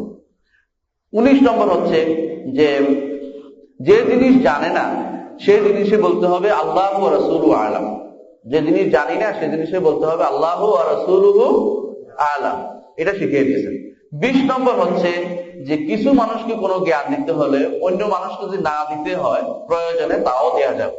বিশেষ কোনো জ্ঞান যে অনেকের কাছে মাথায় ঢুকবে না, সেই জ্ঞান যদি অন্য মানুষ, যেমন আমরা আজকে যে আলোচনা করেছি, সাধারণ মানুষের কাছে অনেক সময় আলোচনা করলে মানুষ বিভ্রান্ত হতে পারে, কিন্তু তাওহীদের ব্যাপারে অনেক কিছু বুঝতে চেষ্টা মাথায় ঢুকে না। তাদেরকে সহজভাবে বললেন যে আল্লাহ ছাড়া কারো ইবাদত করা যাবে না, বাস। কিন্তু এত লম্বা বিস্তৃত আলোচনা তাদের হয়তো মাথার ভিতরে ঢুকবে না। তো মানুষের ভিতরে এমন কোন জটিল মাসলা দেওয়া যাবে না, জটিল মাসলা মানুষের যার মাথার ভিতরে সেটা ঢুকবে না। 21 নম্বর শিক্ষা হচ্ছে রাসূলুল্লাহ সাল্লাল্লাহু আলাইহি ওয়াসাল্লামের তাওয়াদু, তার বিনয়ী স্বভাব। তিনি কি করছেন? গাধায় চড়েছেন, এটা তার বিনয়। তার সাথে সাথে একজনকে পিছিয়ে বসিয়েছেন, এটাও তার বিনয়। 22 নম্বর হচ্ছে যে ঘোড়ার পিছনে বা গাধার পিছনে কাউকে বসানো যায়, এটা এক শিক্ষা। 23 নম্বর হচ্ছে যে এই যে পিছনে বসিয়ে যে মাসালাটা বলা হলো, পিছনে যে শিরক না করাটা গুরুত্বপূর্ণ মাসালা হলে এইভাবে কাছে নিয়ে বলতে হবে, কাছে নিয়ে বলতে হবে, দূর থেকে নয়। তাকে সুন্দর করে গুরুত্বপূর্ণ জিনিসটা বুঝিয়ে দিয়ে বলতে হবে। 24 নম্বর হচ্ছে মুআয রাদিয়াল্লাহু আনহুর ফজিলত, তার শ্রেষ্ঠত্ব। আমরা আজকে যা আলোচনা করেছি, আমি আশ্চর্য হচ্ছি যে শেখের সমস্ত জিনিসে তুলে ধরেছেন। আপনি খেয়াল করেছেন 24টা যিনি পয়েন্ট তিনি উল্লেখ করেছেন। আমরা যে আয়াত এবং হাদিস পড়েছি, যদি আপনি কষ্ট করেন এর চেয়ে দুই একটা হয়তো বাড়াতে পারবেন, কিন্তু মৌলিক যে জিনিসটা সেটা তিনি উল্লেখ করেছেন। 24টা শিক্ষা আমরা পেয়েছি আজকে এই আয়াত এবং হাদিস থেকে। তা আমরা যদি কোনো শেখের বইটা প্রথম থেকে শেষ পর্যন্ত পড়ি, আমার বিশ্বাস আমরা এমন কিছু জানতে পারবো যা আমরা অনেক সময় অনেকের কাছেই শিখি নাই। মূলত আমাদের জীবনের তাওহীদের শিক্ষা এত বেশি দরকার অন্য সবকিছুর চেয়ে, তাওহীদের শিক্ষা বেশি দরকার। তাহলে যদি শিখতে পারি, অন্যগুলি অটোমেটিকলি আমার আসবে, কারণ এইটা অন্যগুলিকে টেনে আনবে, কিন্তু অন্যগুলি শিখলে তাওহীদ আসবে না। সুতরাং আমাদের যেন জীবনের মিশন এবং ভিশন একমাত্র তাওহীদই হয়, এবং তাওহীদ যেন আমরা পরবর্তী সমস্ত কাজ শিখতে পারি। ইনশাআল্লাহ সে তৌফিক কামনা করে আজকের আলোচনা এখানে শেষ করছি। ওয়া আখিরু দাওয়ানা আলহামদুলিল্লাহি রাব্বিল আলামিন।